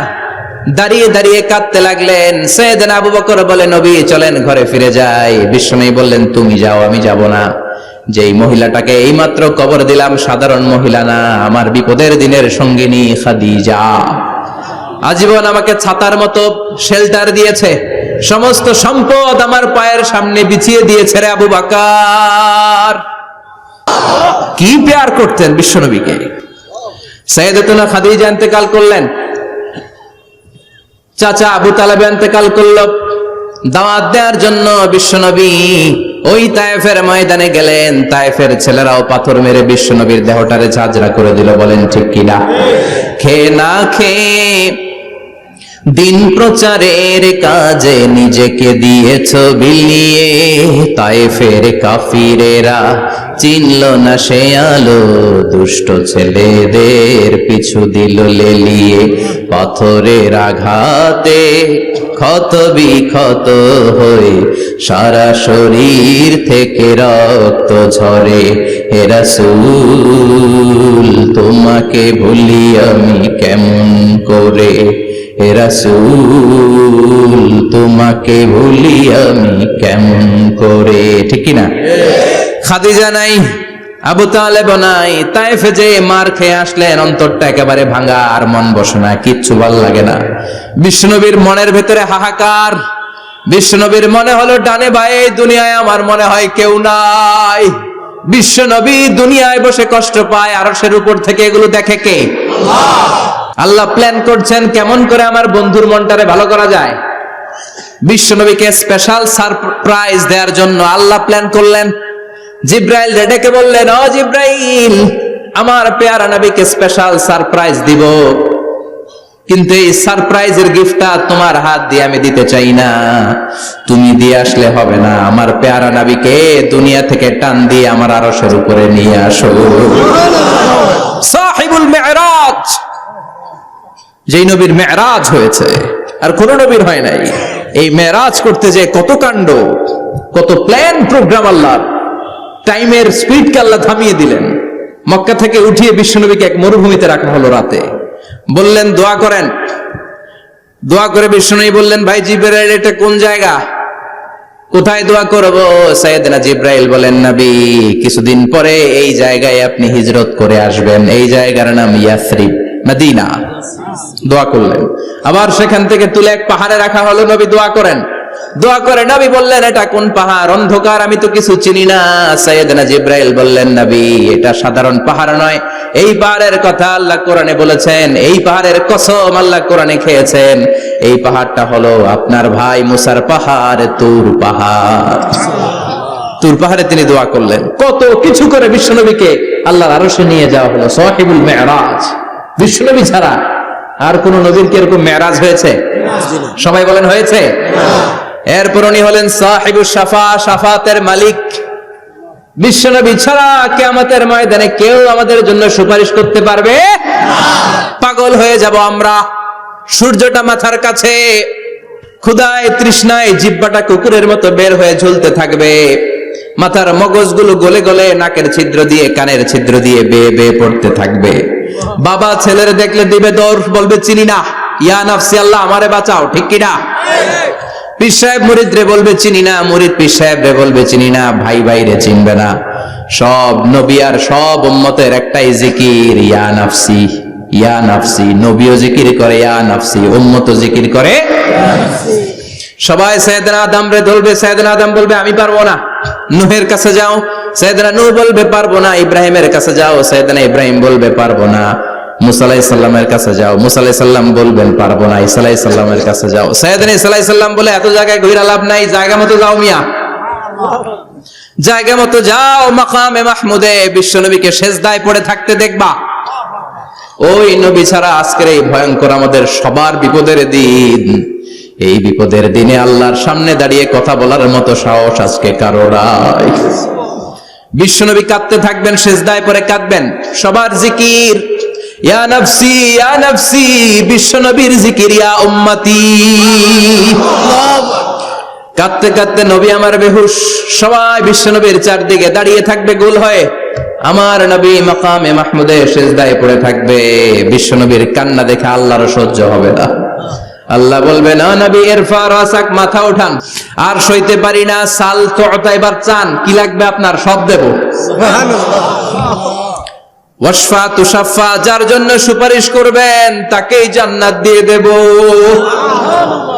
বিশ্বনবী বলেন, লিকুল্লি নাবিয়িন দাওয়া মুস্তাজাবা। সব নবীর দুনিয়াতে একটা স্পেশাল দোয়া ছিল, এটাকে বলে দাওয়া মুস্তাজাবা। এই দোয়াটা করলেই কবুল করে নিয়েছে কে? আল্লাহ। সব নবীর ওই দোয়াটা দুনিয়াতেই করেছেন, শুধুমাত্র কেবলমাত্র বিশ্বনবী তার স্পেশাল দোয়াটা আজ পর্যন্ত, এখন পর্যন্ত করে নাই। বিশ্বনবী বলেন, ওয়া ইন্নী আখতাবিউ দাওয়াতি শাফাআতান লি উম্মতি ইয়াউমাল কিয়ামাহ। আমি আমার দোয়াটা, আমি আমার স্পেশাল সাপ্লিকেশনটা কিয়ামতের দিন কঠিন মুসিবতের কালে তোমরা যখন বিপদে পড়ে যাবা, আমার স্পেশাল দোয়াটা ওই দিন করে আমি তোমাদের সুপারিশ করে জান্নাতে পাঠায়া দেব। সাহিবুশ শাফা, বিশ্বনবী ছাড়া কথা বলার মতো ক্ষমতা, স্পর্ধা, সাহস সেদিন কারো থাকবে না। চিৎকার করে বলেন ঠিক কিনা? আবার উনি সাহিবুল কাউসার, উনি কাউসারের মালিক। আল্লাহ ওনাকে কাউসার দিবেন। অন্য নবীদেরও দিয়েছে না? কথা বলেন, কাউসার দিয়েছে। কি মজার পানি, আহলা মিনাল আসাল, মধুর চাইতেও মিষ্টি, সুইটার দেন হানি, মধুর চাইতেও মিষ্টি, আব্রাদু মিনাস সালজ, বরফের চাইতেও ঠান্ডা, আবিয়াদু মিনাল লাবান, দুধের চাইতেও সাদা। এক ঢোক যে পান করবে আজীবনের জন্য তৃষ্ণা চলে যাবে। সাহিবুল কাউসার। তৃষ্ণার চোটে আমরা পাগল পারা হয়ে বিশ্বনবীর কাউসারের দরবারে যাব। বিশ্বনবী পেয়ালার মধ্যে করে করে আমাদেরকে কাউসার পিলাবেন। এই কাউসারের ক্ষমতাও রব্বুল আলামিন পৃথিবীর কোন নবীকে দেন নাই। সব নবীরাও বিশ্বনবীর কাছে চেয়ে চেয়ে কাউসার সেদিন খাবে। সুবহানাল্লাহ পড়বেন না? সাহিবুল কাউসার, সাহিবুল মি'রাজ, সাহিবুশ শাফাআহ, সাহিবুল মাকাম আল মাহমুদ। আজানের পরে দোয়াতে বলি না, আতি মুহাম্মাদিনিল ওয়াসিলাতা ওয়াল ফাদিলা ওয়া বা'আসহু মাকামান মাহমুদা। ও আল্লাহ, আমার নবীর আপনি মাকামে মাহমুদ দেন। মুফাসসিরিন ইকরাম, মুহাদ্দিসিন ইকরাম এই মাকামে মাহমুদ কি এটার ব্যাখ্যা করতে যে হয়রান হয়েছেন। কেউ বলেছেন কিয়ামতের ময়দানে বিশাল একটা সিংহাসন, কেউ বলেছে জান্নাতের মধ্যে একটা সিংহাসন, কেউ বলেছে না না, আমার আল্লাহর আরশের পাশে স্পেশাল একটা জায়গা আছে, ওই জায়গাটার নাম হলো মাকামে মাহমুদ। ওখানে বিশ্বনবী বসবেন। এই নবীর সাথে কারো স্ট্যাটাসের কোনো তুলনা চলে? কথা বলতে হবে। এই নবীরে গালি দিলে কলিজায় আগুন লাগে না? এই নবীর বিরুদ্ধে কথা বললে মুসলমান সইতে পারে? এমন স্ট্যাটাস আল্লাহ বানালেন, এত মর্যাদা আল্লাহ দিলেন, এত সম্মান দিলেন, গোটা বিশ্বের কোন নবীরে দেয় নাই। আবার বিশ্বনবী বলতেন, নুসিরতু বির-রু'বি মাসিরাতা শাহর, আমাকে আল্লাহ ভয় দিয়ে সাহায্য করেছেন। আমি যেই জায়গায় দাঁড়িয়ে থাকি, আমার ডানে বায়ে সামনে পেছনে 1 মাসের জায়গা পর্যন্ত কোনো কাফির আমার সামনে আসতে পারে না ভয়ে। 1 মাসের জায়গা পর্যন্ত কোনো কাফির যদি দাঁড়ায় থাকে, বিশ্বনবীর জন্য ভয়ে তার কলিজায় ধুকধুকানি শুরু হয়ে যায়। ধরেন আমি ওনারে ভয় পাই, কাছে আসলেই না ভয়, দূরে গেলে তো আমি পালোয়ান, ঠিক কিনা?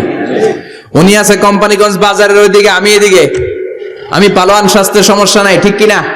কারণ কাছে নাই। কিন্তু বিশ্বনবী এমন পাওয়ারফুল ছিলেন, কাছে আর দূরে কোনো কথা না, ডানে বায়ে সামনে পেছনে 1 মাসের দূরত্ব। এই লোকেশনের মধ্যে যদি কোনো কাফির মুশরিকের আন্ডা বাচ্চা থেকে থাকে, বিশ্বনবীর ব্যাপারে ভয় তাদের অন্তরের মধ্যে ঢুকিয়ে দেয় কে? এজন্য বিশ্বনবীর সাথে কারো মর্যাদার কোনো তুলনা চলে না। বিশ্বনবী আমাদের মডেল। আমাদের মডেল কে? কথা বলেন, সবাই বলেন। আপনাদের মনোযোগ আছে না গেছে? জিমাই পড়তেছেন মনে হয়। এটা কিন্তু ক্লাস। আমি সবসময় বলি আমার আলোচনা ক্লাসের মতো মনে করবেন, because I consider all the sitting person in front of me, beside me as a student. আমি যখন কথা বলি সবাইকে আমি স্টুডেন্ট ভাবি, আমাকে শিক্ষক ভাবি। আমার আগে যিনি কথা বলেছেন তখন উনি ছিলেন আমাদের শিক্ষক, আমার পরে কেউ বললে উনি শিক্ষক, আমরা ছাত্র, ঠিক কিনা?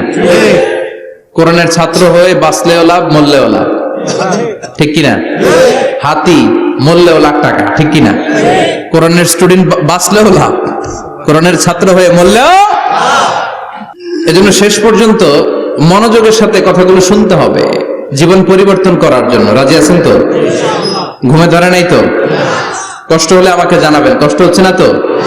তাকবীর পড়েন, লিল্লাহে তাকবীর, লিল্লাহে তাকবীর। বিশ্বনবী আমাদের মডেল, ঠিক কিনা?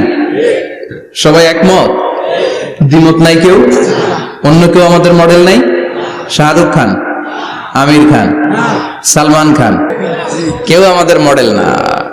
আমাদের মডেল হচ্ছে বিশ্বনবী, ঠিক কিনা?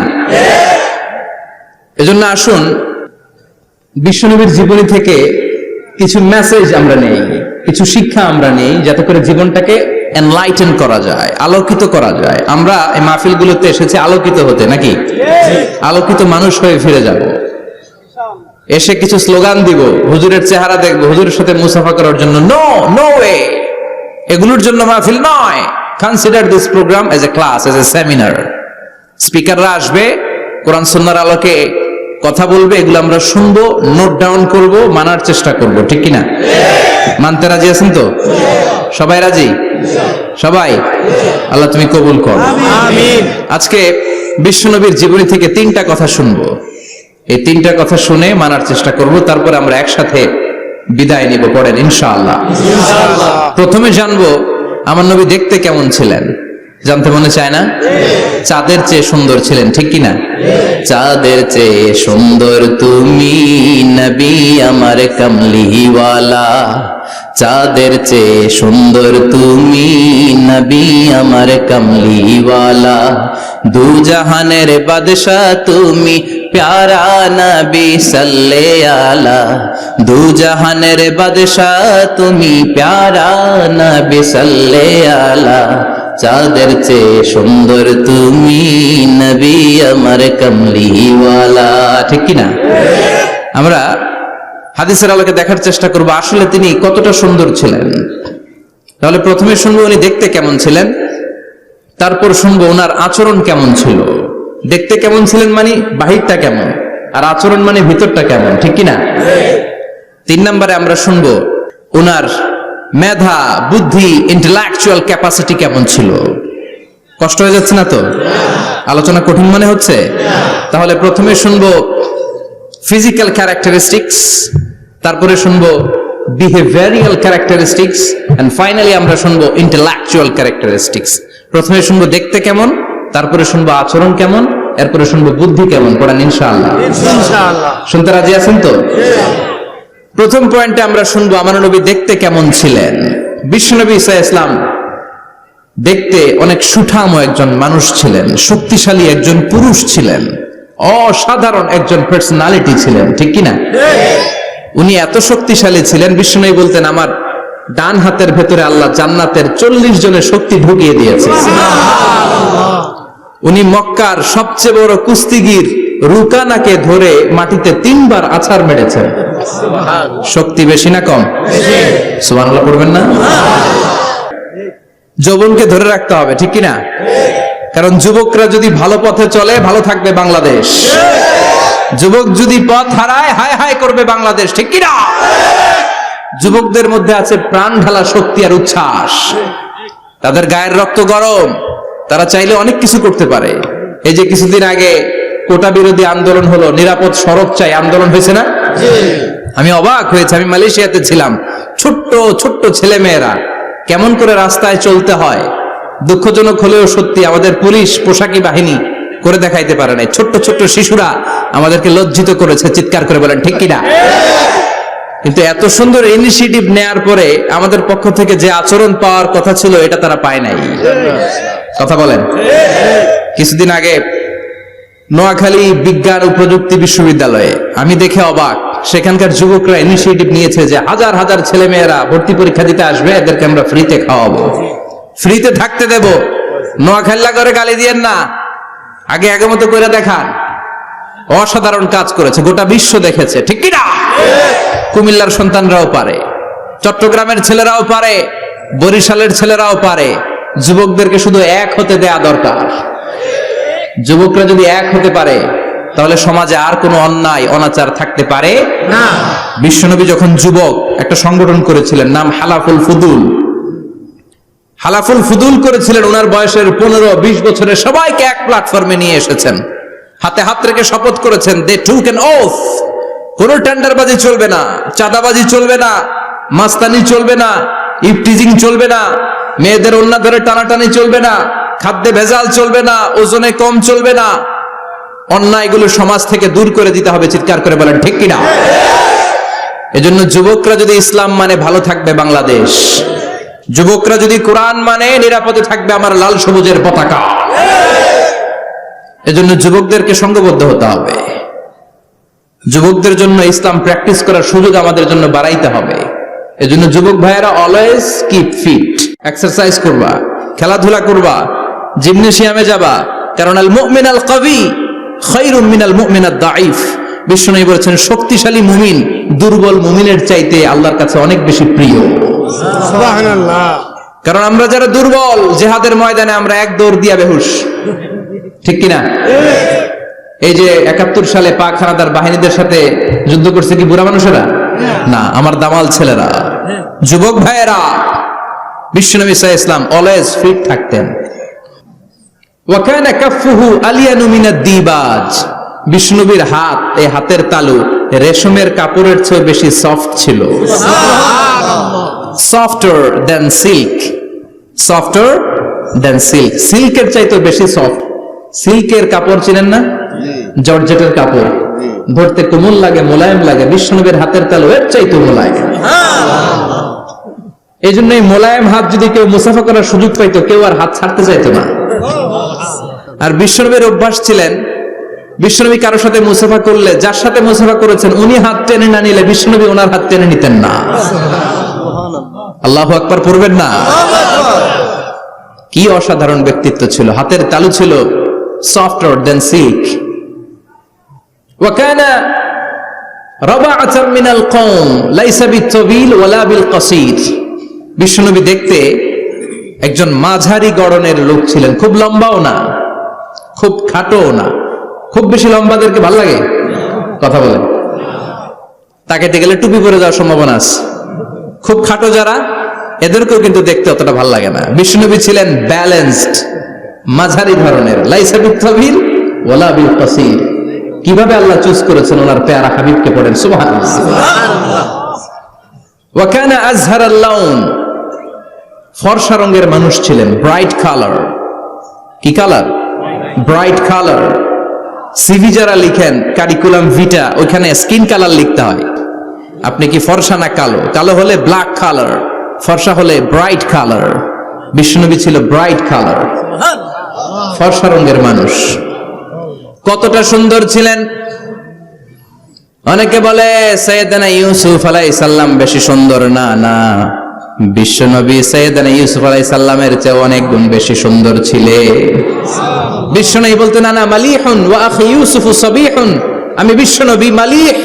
আলেম যারা আছেন উত্তর দেন আরবিতে। মিলহুন মানে কি? লবণ। তার মানে মালিহ মানে লাবণ্যময়। বিশ্বনবী লাবণ্যময় সুন্দর ছিলেন, আর ইউসুফ আলাইহিস সালাম সাদা সুন্দর ছিলেন। এদিকে লাবণ্যময়, এদিকে সাদা, কোনটা ভালো লাগবে? কথা কোন? তার মানে বিশ্বনবীর গায়ের স্কিন ছিল ব্রাইট কালার, ফর্সা রঙের মানুষ ছিলেন, মাঝারি সাইজের মানুষ ছিলেন, সিক্স প্যাকের মানুষ ছিলেন। ওয়া কুবিদা ওয়া লাইসা ফি রাসিহি ওয়া লিহিয়াতিহি 20 শাআরা বাইদা। ইন্তেকালের আগে দাড়ি আর চুল মিলে 20টা দাড়ি চুলের বেশি পাকে নাই। সুবহানাল্লাহ পড়বেন না?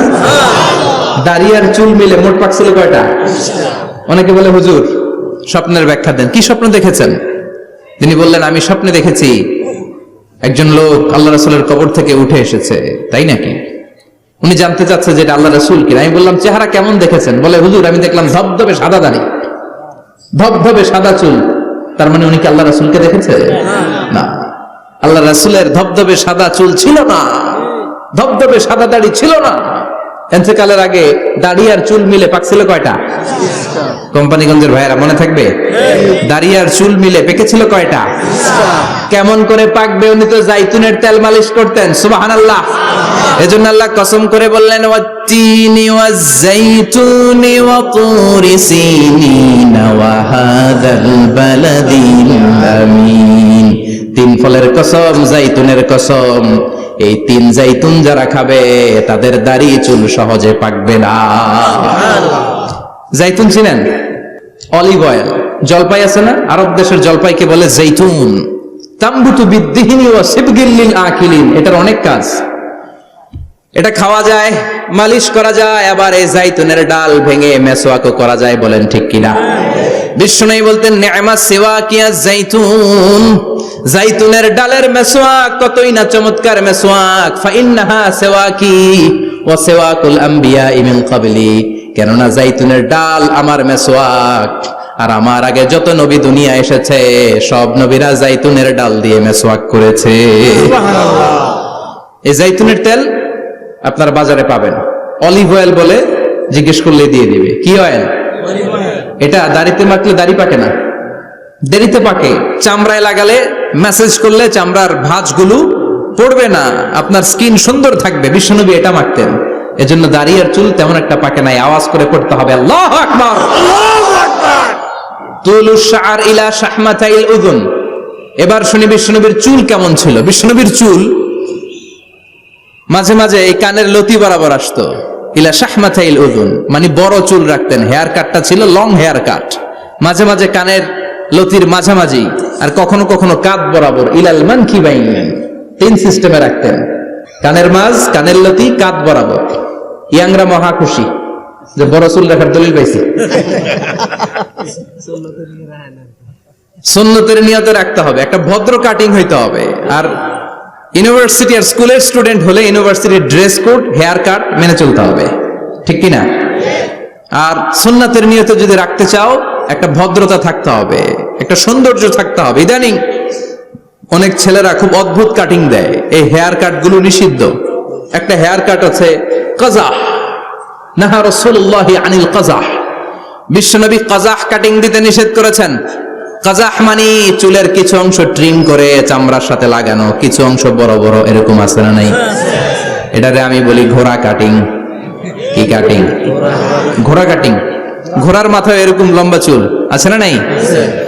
কেউ যদি এখানে থেকে থাকো মাইন্ড করো না, নেক্সট ডে আর এই হেয়ার কাট নিবা না, ঠিক কিনা? রাজি আছে তো? আমার যুবকরা পছন্দ করে বেশি, আমিও পছন্দ করি ওদেরকে খুব বেশি। ওরা আমার কথা বুঝি বেশি, আমিও ওদের হৃদয়ের কথা বুঝি বেশি, এজন্য এগুলো ভালোবেসে বলি। যদি কেউ নিয়ে থাকো এই নিষিদ্ধ হেয়ার কাট, সামনে আর নিবা না। ইনশাআল্লাহ পড়ো, আর জোরে ইনশাআল্লাহ। ওয়া কানা ইফাররিকু বাইনা শা'রি, চুলের মাঝখানে বিশ্বনবী সিঁথি করতেন। আপনারা কাজী নজরুল ইসলামের ছবি দেখেছেন? দেখবেন যে উনি মাঝখানে সিঁথি করতেন। বিশ্বনবী এভাবে মাঝখানে সিঁথি করে সিঁথির মাঝখানে আতর ঢেলে দিতেন। কেন ঢেলে দিতেন? যেখানেই সেজদা দিতেন ওই জায়গায় আতরের ঘ্রাণে আমোদ হয়ে যেত। আরিদুস সদর, বুকটা ছিল প্রশস্ত। ওয়া কানা বাইনা কাতিফাইহি খাতামুন নবুওয়া, আর পিঠের মধ্যে কাজিররিল হাজালা, কবুতরের ডিমের মতো একটা মাহরুম নবুয়া ছিল। উনি যে শেষ নবী, উনি যে প্রফেট, দ্য লাস্ট মেসেঞ্জার, এটা প্রমাণ আল্লাহ সিল মেরা দিছে। বাম দিকের কাঁধে, ডান দিকে না। কোন দিকে? সাহাবারা যারা এটা দেখেছেন তারা বলেছেন যে আমরা দেখেছি এর মধ্যে কিছু চুলও ছিল, একটু লালচে ছিল, একটু উঁচু ছিল। একদিন বিশ্বনবী বললেন, বান্দার কোনো হক আল্লাহ কোনোদিন ছেড়ে দেয় না।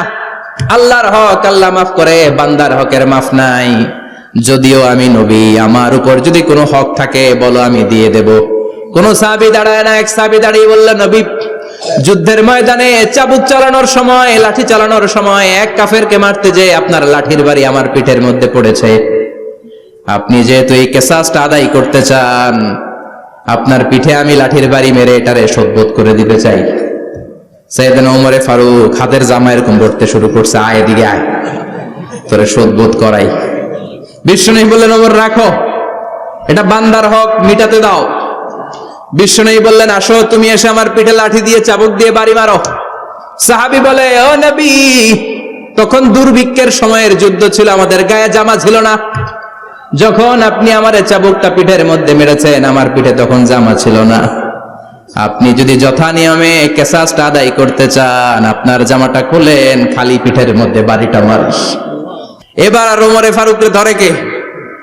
এদিকে আয়, তোরে দেখাইতেছি। বিশ্বনবী বললেন, ওমর থামো, মারতে দাও। বিশ্বনবী ওনার জুব্বাটা উপরের দিকে উঠালেন, পিঠের মধ্যে বাড়ি দেওয়ার জন্য ওই সাহাবীকে ডাকলেন। ওই সাহাবী বিশ্বনবীকে পিছন দিক থেকে জড়িয়ে ধরে ওই মোহরে নবুয়তের মধ্যে চুমু দিয়ে ফেলেছে। সাহাবী বললেন, নবী গো, এই নাটক করার জন্য আপনি আমারে মাফ করে দিয়েন।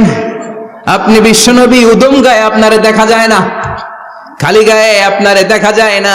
শুনেছি আপনার পিঠের মধ্যে মোহরে নবুয়ত আছে, অনেক দিনের সাধনা, জল্পনা কল্পনা, আপনার মোহরে নবুয়তে আমার ঠোঁটটা আমি লাগাবো। আপনার মোহরে নবুয়তের মধ্যে আমার ঠোঁটটা লাগে, আমার ঠোঁটটারে আমি জাহান্নাম থেকে পরিত্রাণ করাবো। এজন্য প্ল্যান প্রোগ্রাম করে এতক্ষণ আপনার জামাটা খুলতে বলেছি। আপনার উপরে আমার কোনো হক নাই। আমার আব্বা মা, আমার সম্পদ, আমার জীবন আপনার জন্য কোরবান গো নবী। বিশ্বনবীর পিঠে বাম দিকে খাতামুন নবুয়া ছিল, মাহরে নবুয়া। কোন বর্ণনা এসেছে উনি এই মাহরে নবুয়া দিয়ে পিছন দিকে দেখতেন। বিশ্বনবী যখন নামাজ পড়তেন উনি বলতেন ইস্তাকিমু আ'তাদিলু ইয়ারহামুকুমুল্লাহ, কাতার সোজা করো, ফাঁকা জায়গা বন্ধ করে দাও, কারণ আমি সামনে যেমনি দেখি পেছনেও তেমনি দেখি। অনেকে বলেন বিশ্বনবী পেছনে দেখতেন এই মাহরে নবুয়াতের জায়গাটা দিয়ে। এটা ছিল বিশ্বনবীর behind CC camera, behind close circuit camera. আল্লাহু আকবার। বিশ্বনবী ছাড়া কোন নবীর পিঠে এরকম মাহরে নবুয়া ছিল নাকি? কথা বলেন। এজন্য ওই নবীরে গালি দিলে সহ্য হয়? কথা বলেন, সহ্য হয়? আবিয়াদুল ইবতাইন, বগল ছিল শুভ্র সাদা। আমাদের বগল কি সাদা? দুর্গন্ধ, কুৎসিত, কালো, তাই না? বিশ্বনবীরটা কালো? কথা কন, শুভ্র সাদা। আমরা দোয়া করি এভাবে। বিশ্বনবী মাঝে মাঝে দোয়া করতে করতে বৃষ্টির জন্য যখন দোয়া চাইতেন, আরাফার ময়দানে যখন দোয়া চাইতেন, দোয়া করতে করতে হাতটারে উপরের দিকে করতেন। সবাই এরকম হাত তোলেন, সবাই হাত তোলেন। বিশ্বনবী মাঝে মাঝে আবেগের চোটে এইখান থেকে হাতটা এই জায়গায় নিয়ে যেতেন। সুবহানাল্লাহ। বিশ্বনবী যখন হাত আবেগের চোটে উপরের দিকে উঠাতেন, বিশ্বনবীর বগল দেখা যেত। সাহাবারা বলতেন হাত্তা ইউরা বায়াদু ইবতাইহি, এই সুযোগে আমরা দেখতাম ওনার বগলটা ধবধবে সাদা, কোনো দাগ ছিল না। মুস্তাওয়াল জাবিন, প্রশস্ত ললাট ছিল। আসাম্মুল আনফ, খাড়া নাক ছিল। বিষ্ণুবীর নাক কিন্তু বোচা ছিল না। এরকম চ্যাপটা নাকরে আপনারা কোম্পানিগঞ্জে কি বলেন? চাকমা, কি নাক? হ্যাঁ, বুসা, নাক বুসা বা বোচা। বিষ্ণুবীর নাক এই চাকমা স্টাইলে নাক ছিল না, খাড়া ছিল, খাড়া নাক ছিল। সুবহানাল্লাহ পড়ো। মুফাল্লিজুল আসনান, দাঁতগুলো ছিল পরিপাটি। বিশ্বনবীর দাঁতের দিকে তাকালে, বিশ্বনবীর হাসির দিকে তাকালে মনে হতো হাসিতে যেন মুক্তা ঝরে। বিশ্বনবী দেখতে কেমন ছিল আন্দাজ পাচ্ছেন না মোটামুটি? এই চমৎকার দেহটা নিয়ে যখন আয়নার সামনে দাঁড়াতেন, বিশ্বনবী জোস জোস পোজ দিতেন না। এখনকার ছেলেপেলেরা বলে আয়নার সামনে দাঁড়াইয়া দেই জোস জোস পোজ, আছে না নাই? বিশ্বনবী জোস জোস পোজ দিতেন না। বিশ্বনবী আয়নার সামনে দাঁড়িয়ে বলতেন আল্লাহুম্মা হাসানতা খালকি ফাহসিন খুলুকি, ও আল্লাহ আমার চেহারাটা যেমনি আপনি সুন্দর বানিয়েছেন, আমার হৃদয়টারেও সুন্দর করে দেন। What a attitude, what an attitude! কি অ্যাটিটিউড ছিল ওনার! আমরা আয়নার সামনে সেজে পড়ে দাঁড়ালে চুলকে সাইজ করি, পাং করি, স্টাইল করে ডিজাইন করি। বিশ্বনবী সুন্দর চেহারাটা নিয়ে যখন আয়নার সামনে দাঁড়াতেন বলতেন আল্লাহ আমার চেহারাটা যেমনি সাদা, হৃদয়টারও সাদা করে দেন। কিছু মানুষ আছে চেহারা সাদা, হৃদয় কালো, আছে না নাই? কিছু মানুষ আছে চেহারাটা কুচকুচে কালো, অন্তরটা সাদা, এমন মানুষও আছে না নাই? বিশ্বনবীর ভেতরও সাদা, বাহিরও সাদা। সুবহানাল্লাহ। আর এই সুন্দর সাদা দেহ নিয়ে আয়নায় দাঁড়িয়ে পড়তেন আল্লাহ চেহারা যেমনি সুন্দর, চরিত্রটাও সুন্দর করে দেয়। এজন্য আয়নার সামনে দাঁড়িয়ে এই দোয়ার দরকার আছে না নাই? পড়তে রাজি আছেন? মনে থাকবে না মাহফিল শেষ ভুলে যাবেন? মনে থাকবে? আয়নার সামনে আপনি যখন দাঁড়াবেন, আপনার স্ত্রী যখন দাঁড়াবে, আপনার বাচ্চারা যখন দাঁড়াবে, বলে দিবেন বাবা আয়নার সামনে দাঁড়ানোর দোয়া পড়ো। কত অসাধারণ দোয়া! পড়েন আওয়াজ করে আমার সাথে, আল্লাহুম্মা হাসানতা খালকি ফাহসিন খুলুকি, আল্লাহুম্মা হাসানতা খালকি ফাহসিন খুলুকি। এর মানে আল্লাহ আমার চেহারাটা করেছো সুন্দর, আমার আচরণ, আমার চরিত্রটাও সুন্দর করে দাও। চিৎকার করে পড়ে না আমিন। তাহলে বিশ্বনবীর ব্যাপারে তিনটা কথা আমরা শুনবো বলেছিলাম, প্রথমটা শুনে ফেলেছি। মানে উনি দেখতে কেমন ছিল, উনি দেখতে কেমন ছিল, এর মধ্যে আমাদের আমলের কিছু নাই, শুধু বর্ণনা করা আর শোনা আর বিশ্বনবীকে ভালোবাসা, ঠিক কিনা? কারণ উনার না খাড়া, আমার তো খাড়া নাও হইতে পারে। উনি সুন্দর, আমি তো শ্যামলা হইতে পারি, কারণ এটা আল্লাহর দেয়া পরীক্ষা, ঠিক কিনা? দ্বিতীয় পয়েন্ট থেকে আমাদের আমল শুরু। দ্বিতীয় পয়েন্ট ছিল বিশ্বনবীর আচরণগত বৈশিষ্ট্য। আমার নবীর বিহেভিয়ার কেমন ছিল, কন্ডাক্ট সিস্টেম কেমন ছিল, ম্যানার কেমন ছিল, মানুষের সাথে কমিউনিকেশনটা কেমন ছিল, ব্যবহারিক জীবনটা কেমন ছিল, এগুলো আমল করার দরকার আছে না নাই? কষ্ট হচ্ছে? কষ্ট হচ্ছে? মনোযোগ আছে তো? মনোযোগ আছে না গেছে? আমরা এবার শুনবো বিশ্বনবীর আচরণ কেমন ছিল। বিশ্বনবী যখন রাস্তা দিয়ে হাঁটতেন, ইয়ামশি হাউনান, বিনয়ের সাথে হাঁটতেন। ইয়ামশি হাউনান, রহমানের বান্দারাও বিনয়ের সাথে রাস্তা দিয়ে হাঁটে, ঠিক কিনা? ওয়া ইবাদুর রাহমানিল্লাযীনা ইয়ামশুনা আলাল আরদি হাওনাও ওয়া ইযা খাতাবাহুমুল জাহিলুনা ক্বালু সালামা। রহমানের বান্দারা যখন রাস্তা দিয়ে হাঁটে, বিনয়ের সাথে হাঁটে, তারা অহংকার প্রদর্শন করে না, মানুষের সাথে বিনয়ের সাথে রাস্তা দিয়ে হাঁটে। এজন্য রাস্তা দিয়ে যখন হাঁটবো বিনয়ের সাথে হাঁটবো। রাজি আছেন তো? নাকি অহংকার প্রদর্শন করে হাঁটবেন? বিশেষ করে যুবকেরা, 3-4 জন যুবক একসাথে হলে রাস্তায় ওদের আর কারো হুঁশ জ্ঞান থাকে না, পুরো দুনিয়াটাই মনে হয় দুনিয়াটাই আমার, আছে না নাই? না, মুরব্বীকেও সম্মান করবা, মহিলাদেরকে সম্মান করবা, তোমার জায়গায় তুমি হাঁটবা, ভদ্রভাবে হাঁটবা। ভদ্রভাবে হাঁটার দরকার আছে না নাই? উনি মুরব্বী, একদিন উনিও তোমার মতো যুবক ছিল, ঠিক কিনা? এই যে আমার কালো দাড়ি আজীবন কালো থাকবে? কথা বলেন। উনার সাদা দাড়ি ছোটবেলায় মনে হয় সাদা দাড়ি নিয়ে আসছিল না? হ্যাঁ, উনিও একদিন তাগড়া যুবক ছিল। উনিও কোম্পানিগঞ্জ বাজারে দাঁড়ালে লোকজন তাকিয়ে থাকতো, ঠিক কিনা? তার মানে রং ধরা যৌবন জং ধরে শেষ। যৌবন সব সময় থাকে না, সার্টেন একটা পিরিয়ডের জন্য আল্লাহ দিয়েছে। এজন্য যুবক ভাইরা, তোমাদের রক্ত গরম, তোমাদেরকে বিনয়ী হতে হবে বেশি, ঠিক কিনা? রাজি আছো তো সবাই? বিশ্বনবী বিনয়ের সাথে হাঁটতেন। ওয়াকানা ইয়াতাবাসসাম, সবসময় মুচকি হাসতেন। কি করতেন? মুচকি হাসেন তো আপনারা? হাসেন না? মুচকি হাসবেন, কারণ মুচকি হাসতে পয়সা লাগে না। লাগে? মুচকি হাসি দেন তো একটা। এই যে সবার এখন মুচকি হাসি, পয়সা লাগছে? কথা কর। তাবাসসুমুকা ফি ওয়াজহি আখিকা সাদাকা, you smile to your brother, it's a charity. তুমি তোমার ভাইয়ের দিকে তাকিয়ে যে মুচকি হাসবে, এত সদকা দেওয়ার সওয়াব হয়ে যাবে। সুবহানাল্লাহ। বিশ্বনবী সব সময় মুচকি হাসতেন। হাসি 3 ধরনের, তাবাসসুম, দিহক, কাহকাহা। কাহকাহা মানে অট্টহাসি, আলিফ লাইলার দত্তরা যেমন হাসি দেয় ওই হাসি। এটা নামাজের মধ্যে কেউ দিলে নামাজও শেষ, ওযুও শেষ। আর দেহেক, হালকা আওয়াজে হাসি, সামান্য দাঁত দেখা যায় মাঝে মাঝে। বিশ্বনবী মজা করে এরকম হাসি দিতেন, কিন্তু সব সময় বিশ্বনবীর ঠোঁটের মধ্যে মুচকি হাসি লেগেই থাকতো। তাহলে আমরা বিনয়ের সাথে হাঁটবো, নাম্বার 1। নাম্বার 2, সব সময় মুচকি হাসবো। রাজি আছেন?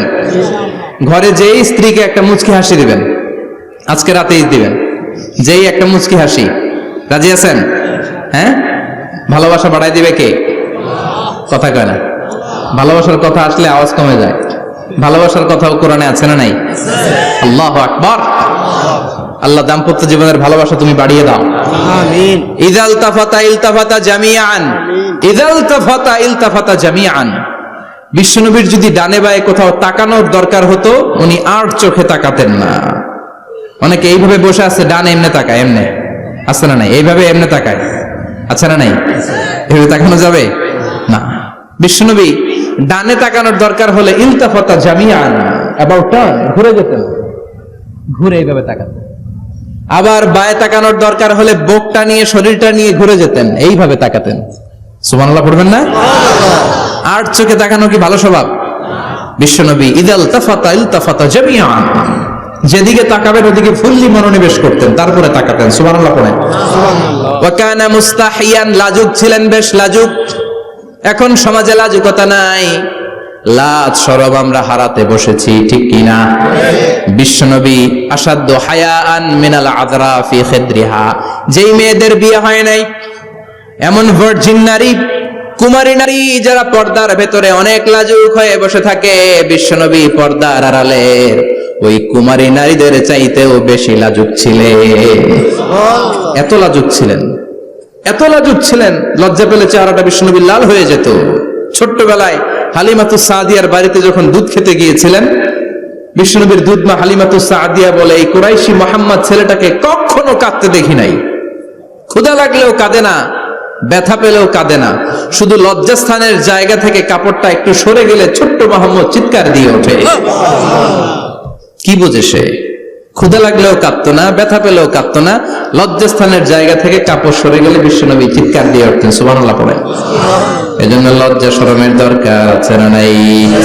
ইযা লাম তাস্তাহি ফাসনা মা শিতা। যদি লজ্জা শরম না থাকে, যা মন চায় তাই করতে পারো। এটা আমাদের বাংলাদেশে ব্যাপক। লাজ শরম কিচ্ছু নাই। এজন্য লাজুকতার বড় দরকার। যেখানে যার বসা দরকার সে সেখানে যাবে।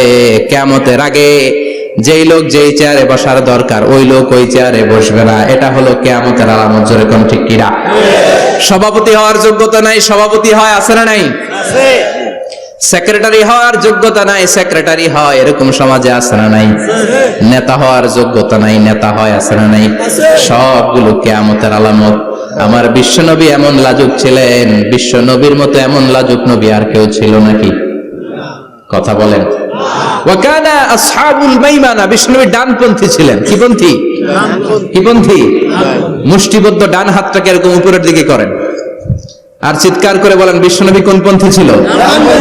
আমরা কোন পন্থী? জান্নাতে কারা ঢুকবে? কোন বামপন্থীর স্থান জান্নাতের ভেতরে হবে? চিৎকার করে বলেন, কোন নাস্তিক জান্নাতে ঢুকতে পারবে? এজন্য নবীদের মতো ডানপন্থী হতে হবে। জোরে কোন ঠিক কিনা? বিশ্বনবী সব ভালো কাজগুলো ডান দিক দিয়ে করতে পছন্দ করতেন। জামা পরলে ডান দিক দিয়ে, খাবার বিতরণ করলে ডান দিক দিয়ে, মুসাফা করা শুরু করলে ডান দিক দিয়ে, ডান দিক দিয়ে ভালো কাজ বিশ্বনবী পছন্দ করতেন। সুবহানাল্লাহ পড়েন। আসহাবুল মাইমানা, বিশ্বনবী মেহমানদারি করতে পছন্দ করতেন। আমরা করি তো? মেহমানদারি করান? মেহমান ঘরে আসলে ভালো লাগে? খারাপ লাগে কার কার দেখি? সবার ভালো লাগে, কিন্তু আমরা অনেকে খুশি হই না। মেহমান আসলে নাখোশ হই, নিজে খাইতে পাই না। মেহমান আইছে কে?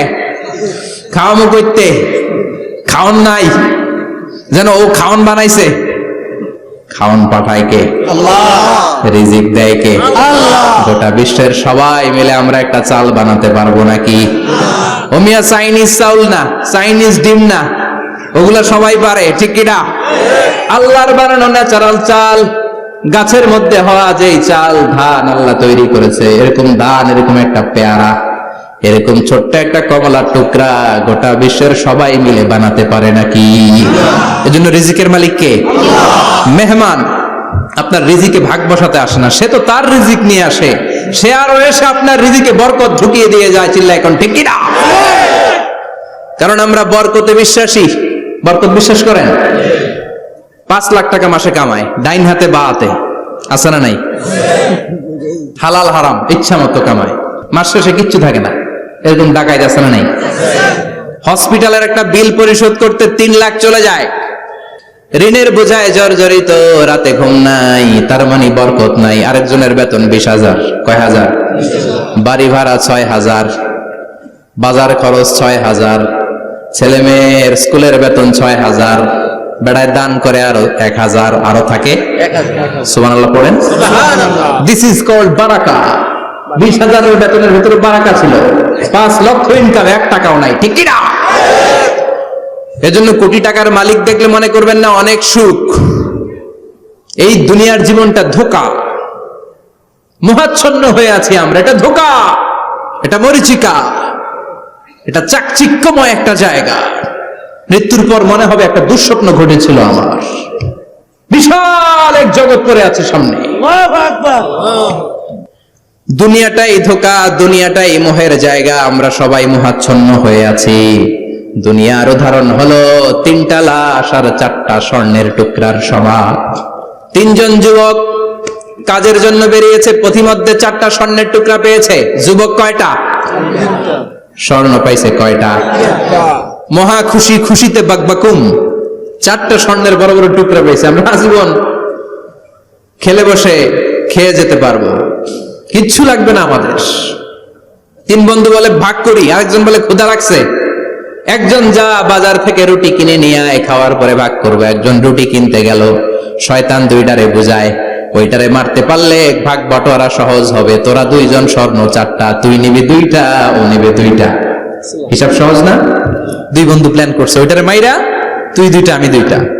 যেটা রুটি আনতে গেছে প্ল্যান করেছে রুটির মধ্যে বিষ মিশায় নেই, কি মিশাবো?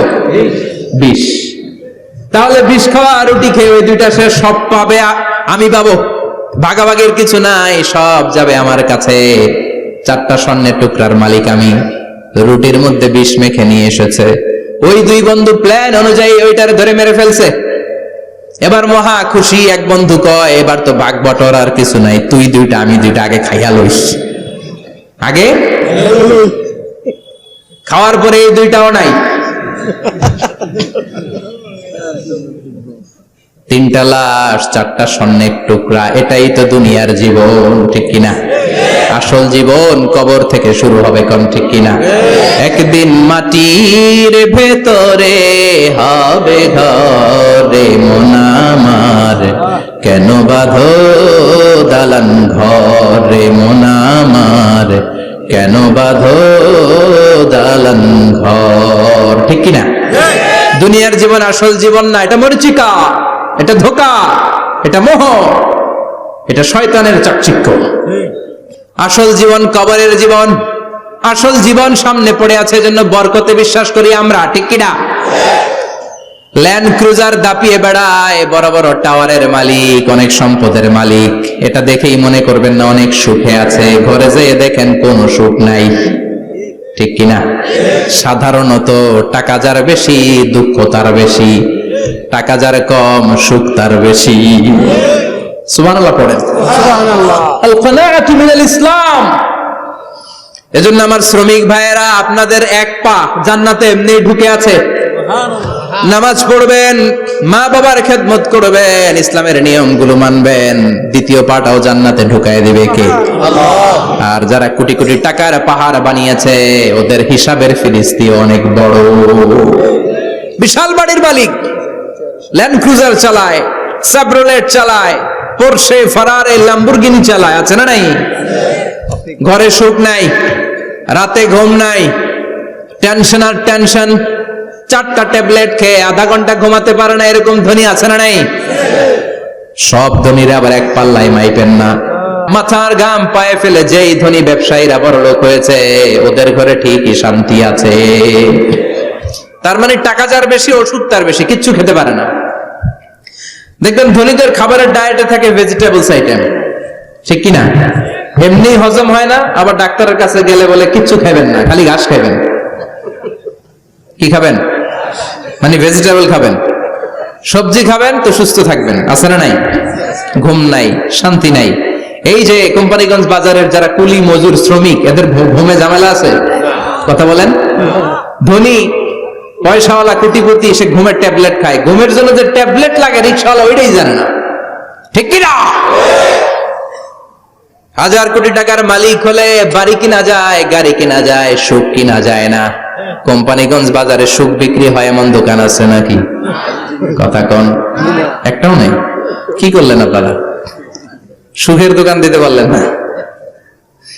কি আজীব তামাশা। টাকা দিয়ে সুখ কিনা যায় না, গাড়ি কিনা যায়, বাড়ি কিনা যায়, কিন্তু সুখ নো ওয়ে, কেনা যায় না। টাকা হলে জাজিম কিনা যায়, বালিশ কিনা যায়, ঘুম কিনা যায় না। ঘুম কিনা যায়? ফার্মেসিতে ডাক্তারের কাছে যে যদি বলেন 2000 টাকার ঘুম দেন, দিবে? ডাক্তার কি বলবে? দূর মিয়া, আমারই ঘুম আসে না, তোমারে আমি ঘুম বিক্রি করবো, আছে না নাই? শ্রমিক ভাই, রিক্সাওয়ালাদের ঘুমের ঝামেলা নাই, যেখানে রাই তো এখানে, যেখানে রাই তো এখানেই কাই। ওর মাথা লাগতে দেরি বিছানায়, নাক ডাকতে দেরি হয়, ওর নাকের ডাকের আওয়াজে ট্রাকের ইঞ্জিনও ফেল, ঠিক কিনা? এজন্য আমরা বরকতে বিশ্বাসী। অল্প খাবো, অল্প পড়বো, অল্প জমাবো, অল্পের ভেতরে বরকত দিয়েছে কে? এজন্য মেহমান আসলে বিশ্বনবী খুশি হতেন, আমরাও মেহমান আসলে খুশি হব। রাজি আছি না নাই? সবাই রাজি? মেহমানদারি করাবেন তো? এরপরে বিশ্বনবী ইনসাফ করতেন। কি করতেন? ইনসাফ করতেন। বিচার করার সময় বিশ্বনবী ইনসাফ করতেন। গোটা বিশ্বকে ইনসাফ শিখিয়েছেন বিশ্বনবী। আমাদের দেশেও তো ইনসাফ হয় না? হাইকোর্টে, সুপ্রিম কোর্টে, গ্রাম্য সালিশে আছে? আছে? আহা, আহকামুল হাকিমিনের দরবারে সবগুলো বিচার আবার বসবে, চিল্লায় বলেন ঠিক কিনা? মিয়া, দুনিয়াতে বিচারপতি বিচারের রায় দেয়, ওই বিচারপতিরও বিচার আছে না নাই? সবচেয়ে বড় বিচারপতির নাম কি? বিশ্বনবী ইনসাফ করে গোটা বিশ্বকে দেখিয়ে গেলেন কেমন করে বিচার করতে হয়। বিশ্বনবীর কাছে কখনো বিচার আসলে বিশ্বনবী দুই পক্ষের কথা শুনে রায় দিতেন। পড়েন সুবহানাল্লাহ।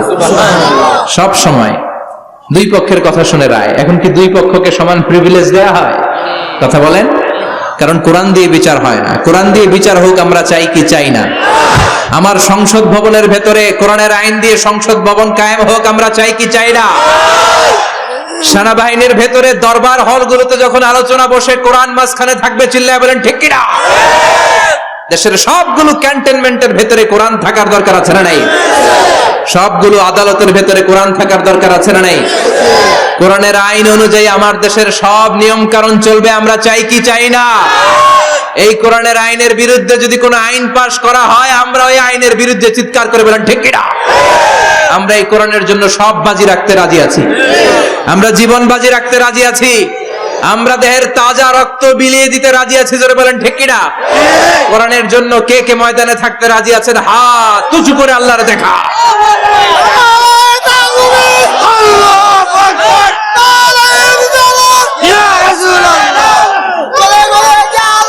ইসলামের শত্রুরা হুঁশিয়ার সাবধান, ইসলামের শত্রুরা হুঁশিয়ার সাবধান, নারায়ে তাকবীর, আল্লাহু আকবার। আল্লাহ কোরআনের জন্য যে ভালোবাসা এটাকে তুমি কবুল করো। আমরা যেন দেখে যেতে পারি যে এই দেশে কালেমার পতাকা পতপত করে উড়েছে। আমরা যারা ইসলামের পক্ষে, এটাই আমাদের অপরাধ। আমরা ইসলামকে একটা বিজয়ী শক্তি হিসেবে দেখতে চাই। আমরা ইসলামকে পার্লামেন্টের ভেতরে দেখতে চাই। আমরা কালিমার পতাকা পতপত করে উঠছে এটা দেখে যেতে মরতে চাই। চিল্লায় বলেন ঠিক কিনা? বিশ্বনবী ইনসাফ শিখালেন। বিচার আসলে দুই পক্ষের কথা শুনতেন। বিশ্বনবীর স্ত্রী সাওদা এসে বলে, নবী, আমি আপনার কুমারী বউ আয়েশার ঘরে তরকারি নিয়ে গিয়েছিলাম, ঝোল নিয়ে গিয়েছিলাম, কোন বর্ণনায় পায়েস নিয়ে গিয়েছিলাম। তরকারি দেওয়ার পরে আপনার স্ত্রী রেগে বলে, তরকারি দিলা কেন? আমি কি তরকারি রাঁধতে পারি না? আনলা কেন? রাগের চোটে তরকারির ঝোল নিয়ে পায়েস নিয়ে আমার গালের মধ্যে মাখিয়ে দিয়েছে আপনার বউ। আপনি তো শ্রেষ্ঠ বিচারক, ও নবী বিচার করে দেন। দুই বউয়ের মধ্যে ঝগড়া আছে না নাই? বিশ্বনবী সাউদার কথা শুনলেন, মা আয়েশাকে ডেকে পাঠালেন। মা আয়েশারে বললেন, ও আয়েশা, আসলে এমনটা করেছো নাকি? মা আয়েশা বলে, নবী, তখন আমার মেজাজটা বড্ড গরম ছিল, রাগের মাথায় ঝোল নিয়ে আমি সাউদার মুখে লাগিয়ে দিয়েছি। আসলে কাজটা ঠিক হয় নাই, আমারে ক্ষমা করেন। বিশ্বনবী দুইজনের কথা শুনে ঠান্ডা হয়ে বসলেন। সুবহানাল্লাহ। একজনের কথা শুনে রায় দেয় নাই, ঠিক কি না? দুইজনের কথা শুনে বিশ্বনবী বললেন, আমার আদালতের রায় হচ্ছে কিসাস, টিট ফর ট্যাট। যেমন করেছো তেমন, ঘুষি মারলে ঘুষি, গুতা মারলে গুতা, ঠেলা মারলে ঠেলা, আছে না নাই?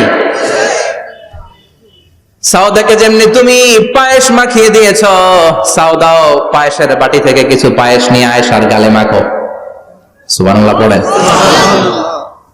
সাউদাও বিশ্বনবীর রায় অনুযায়ী বাটি থেকে পায়েসের ঝোল নিয়ে মা আয়েশার গালের মধ্যে মেখে দিলেন। মা আয়েশা কি আর করবেন, হেসে দিলেন। সুবহানাল্লাহ। সাইয়েদাতুনা সাউদাও হাসলেন, বিশ্বনবীও হাসলেন। আরশের উপর থেকে খুশি হয়ে গেল কে? আল্লাহ। এজন্য কোরআন দিয়ে যদি, কোরআনের নিয়ম দিয়ে যদি, বিশ্বনবীর শেখানো পন্থায় যদি বিচার হয়, ওই বিচারের মধ্যে ইনসাফ থাকবে, জুলুম থাকবে না। ওই বিচারের মধ্যে কোনো স্কাইপি কেলেঙ্কারি হবে না। আমাদের টেলিফোনের ফোনালাপ ফাঁস হয়ে যায়, স্কাইপি ফাঁস হয়ে যায়, অনেক ঝামেলা হয়ে যায়, আছে না নাই? এরপরেও জনগণের চোখ খোলে না।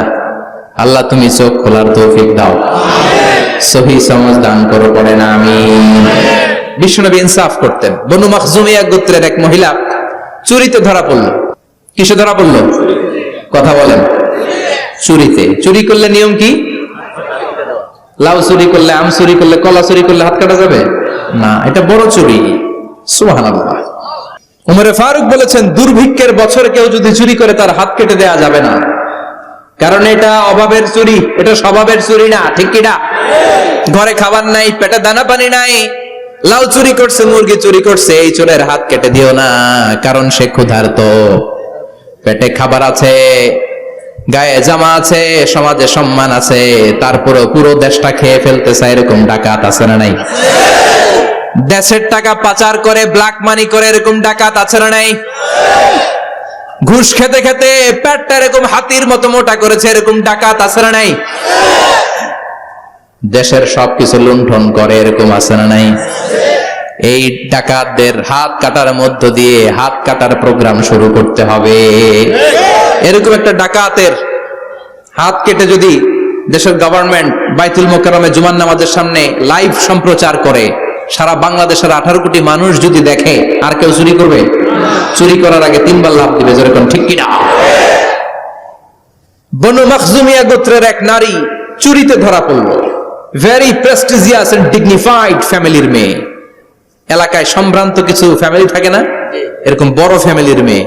সব সাহাবারা বলল, এখন যদি নবী হাত কেটে দেয় মদিনাতে তো মারামারি হবে। ওসামা বিন যায়েদকে বলল, ওসামা, তুমি বিশ্বনবীর সবচেয়ে প্রিয় পাত্র, হুব্বু রাসূলিল্লাহ, তুমি যাও বিশ্বনবীরে বলো হাত যেন কেটে না দেয়। ওসামা যে বলে, নবী গো, সব সাহাবারা বলেছে এই মেয়ের হাত কাটলে মদিনায় ঝামেলা হবে, হাত কেটে দিয়েন না। এই কথা শুনে বিশ্বনবীর চেহারাটারে লাল করে দিল কে? বিশ্বনবী বললেন, ওসামা, কোত্থেকে এত বড় স্পর্ধা পেলি রে তুই ওসামা? এই আইনটা তো আমি বানাই নাই, আরশের উপর থেকে এই আইনটা নাজিল করেছে কে? আস-সারিকু ওয়াস-সারিকাতু ফাকতাউ আইদিয়াহুমা জাযাআন বিমা কাসাবা নাকালাম মিনাল্লাহ ওয়াল্লাহু আজিজুন হাকীম। সুবহানাল্লাহ পড়েন। If anyone steal something very precious from the society, from house, the government should cut down his right hand.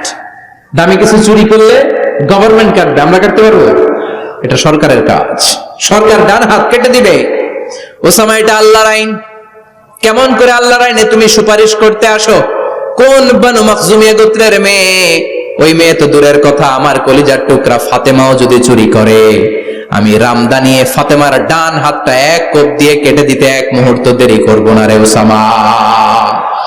Justice, ইনসাফ শিখে নাও।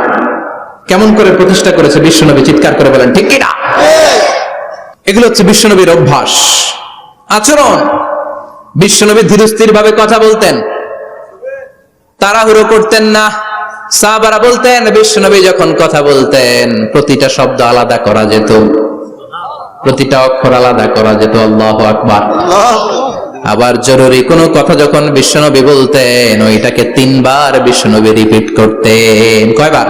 3 বার। কারণ জরুরি। কারণ কি? যেন না ভুলে যায়, ভুল যেন না হয়, 3 বার বলতেন। বিশ্বনবী একবার তাকওয়া নিয়ে ওয়াজ করতেছিলেন, আর বলছিলেন, তাকওয়া হা হুনা হা হুনা হা হুনা। তাকওয়া এইখানে এইখানে এইখানে। কয়বার বললেন? কারণ তাকওয়ার ওয়াজ কি কম গুরুত্বপূর্ণ নাকি বেশি গুরুত্বপূর্ণ? তাকওয়া মানে কার ভয়? যাদের হৃদয়ে আছে আল্লাহর ভয়, তারা কবু পথ ভুলে যায় না। আল্লাহর প্রেম ছাড়া এই দুনিয়ায় কারো কাছে কোনো কিছু চায় না, ঠিক না? যাদের হৃদয়ে আছে আল্লাহর ভয়, তারা কবু পথ ভুলে যায় না। আল্লাহর প্রেম ছাড়া এই দুনিয়ায় কারো কাছে কোনো কিছু চায় না। রাতের আধারে যারা সেজদাতে রয়, দু চোখের শ্রুতে নদী যেন বয়। রাতের আধারে যারা সেজদাতে রয়, দু চোখের শ্রুতে নদী যেন বয়। ছলনার হাতছানি যতই ডাকুক, ছলনার হাতছানি যতই ডাকুক, পেছনে ফিরেও সে তাকায় না। যাদের হৃদয়ে আছে আল্লাহর ভয়, তারা কবু পথ ভুলে যায় না। আল্লাহর প্রেম ছাড়া এই দুনিয়া কারো কাছে কোনো কিছু চায় না। চিৎকার চিৎকার করে বলেন ঠিক কিনা? তাকওয়ার ওয়াজ করলেন, তাকওয়া মানে আল্লাহর ভয়। বিষ্ণুই বললেন আর তাকওয়া হা হুনা, তাকওয়া হা হুনা, তাকওয়া হা হুনা, তাকওয়া এই জায়গায়, তাকওয়া এই জায়গায়, তাকওয়া এই জায়গায়। যেহেতু এটা গুরুত্বপূর্ণ, বিষ্ণুনবী 3 বার ইঙ্গিত করে বলেছেন। সুবহানাল্লাহ। বিষ্ণুনবী বলেন না তাকওয়া হা হুনা, তাকওয়া এইটা। বলেন না তাকওয়া হা হুনা, তাকওয়া এইটা। বলেন না তাকওয়া হা হুনা, তাকওয়া এইটা। জুব্বায় তাকওয়া, দাড়িতে তাকওয়া, টুপিতে তাকওয়া বলে নাই। তাকওয়ার আসল জায়গা হলো হৃদয়। এজন্য যাদের হৃদয়ে আল্লাহর ভয় আছে তারা কোনোদিন পথ হারাতে পারে, তাদেরকে সিরাতুল মুস্তাকিমের উপর দায়েম রাখে কে? কি সুন্দর অভ্যাস ছিল বিশ্বনবীর, মানার দরকার আছে না নাই? বিশ্বনবীর আরেকটা অভ্যাস ছিল, বাসি খাবার খেতেন না, জানেন? বাসি খেতেন না, অল্প খেতেন, কিন্তু যেটা খেতেন ভালোটা খেতেন। অল্প খেতেন কিন্তু যেটা খেতেন ভালো খেতেন। মধু খেতে পছন্দ করতেন, কিন্তু মধুর মধ্যে দুর্গন্ধওয়ালা একটা মধু আছে না, মাগাফির। বুখারীতে লম্বা ঘটনা, ওইদিকে যাব না। এই মাগাফিরের মধু উনি খেতে চাইতেন না। ভালো সুগন্ধিওয়ালা মধু তিনি বিশ্বনবী খেতে পছন্দ করতেন। বিশ্বনবীর খাবারের তালিকায় সবচেয়ে পছন্দনীয় তালিকায় ছিল এই মধু। মধু খেতেন, দুধ খেতেন, খেজুর খেতেন, জব খেতেন, বার্লি খেতেন, ছাগলের বাজুর মাংস খেতে পছন্দ করতেন, সিনার মাংস। সুবহানাল্লাহ কইবেন না? What a choice! কি চয়েস ছিল বিশ্বনবীর! বাজুর মাংস খেতেন। বিশ্বনবী লাউ খেতে পছন্দ করতেন, লাউ। রুম্মান ফল খেতে পছন্দ করতেন, রুম্মান মানে ডালিম। রুম্মান মানে কি? ডালিম খেতে পছন্দ করতেন। মাশরুম খেতে পছন্দ করতেন। সুবহানাল্লাহ পড়েন। মাশরুমের স্যুপ পাওয়া যায় না রেস্টুরেন্টে? বিষ্ণু বলতেন আল কামআতু মিনাল মান্নি ওয়া মাউহা শিফাউন লিল আইন। এই কামআ মানে মাশরুম, ব্যাঙের ছাতা, এটা হলো মান্না সালোয়ার মতো দামি খাবার। আর এই মাশরুমের স্যুপ চোখের জন্য মহৌষধ। যাদের রাত কানা দিন কানা আছে, মাশরুমের স্যুপ খান, চোখ ভালো করে দিবে কে? আল্লাহ। এজন্য বিষ্ণুনবী যেগুলো খেত এগুলো খাওয়ার দরকার আছে না নাই?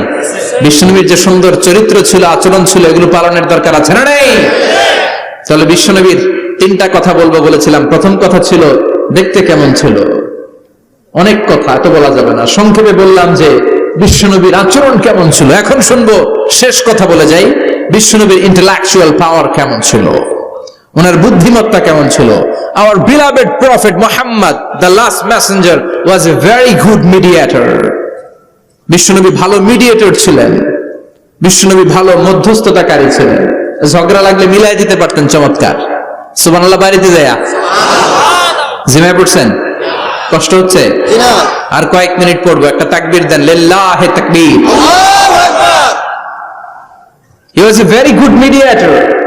মধ্যস্থতাকারী ব্যক্তিত্ব ছিলেন। স্বামী স্ত্রীর মধ্যে ঝগড়া লাগলে মিলাই দিতেন, বন্ধু বন্ধু ঝগড়া মিলাই দিতেন, সমাজে সমাজে মারামারি মিলাই দিতেন। মক্কা থেকে মদিনায় যখন গেলেন, মদিনায় 120 বছরের একটা যুদ্ধ চলছিল, কেউ যুদ্ধটা থামাতে পারে না। বিশ্বনবী 7 দিনের ব্যবধানে যুদ্ধ থামিয়ে দিলেন। সুবহানাল্লাহ। Intellectual capacity, very good mediator. এজন্য বিশ্বনবীর উম্মত যারা, তাদের অভ্যাস হবে ঝগড়া লাগায় দেওয়া যাবে না, মিলাই দিতে হবে। ঠিক কিনা? ঠিক। আমরা যদি ঝগড়া দেখি দূর থেকে আরো লাগায় দিতে চাই, আছে না নাই? কোম্পানিগঞ্জ বাজারে ঝগড়া, কয় লাগুক আরো লাগুক, ধরবি না, থামাবি না। দূর থেকে মজা দেখি, মজাই লাগে, এরকম ডাকাইত আছে না নাই? আগুন লাগলে পানি দিয়ে নেভায়, অনেকে তেল ঢালে, আছে না নাই? কি করবেন? মিলিয়ে দিবেন। আপনার মর্যাদা বাড়িয়ে দিবে কে? আল্লাহ। বিশ্বনবী ভেরি গুড মিডিয়েটর ছিলেন। বিশ্বনবী লজিক্যাল এবং রেশনাল ছিলেন, বুদ্ধিমত্তাকে কাজে লাগাতেন।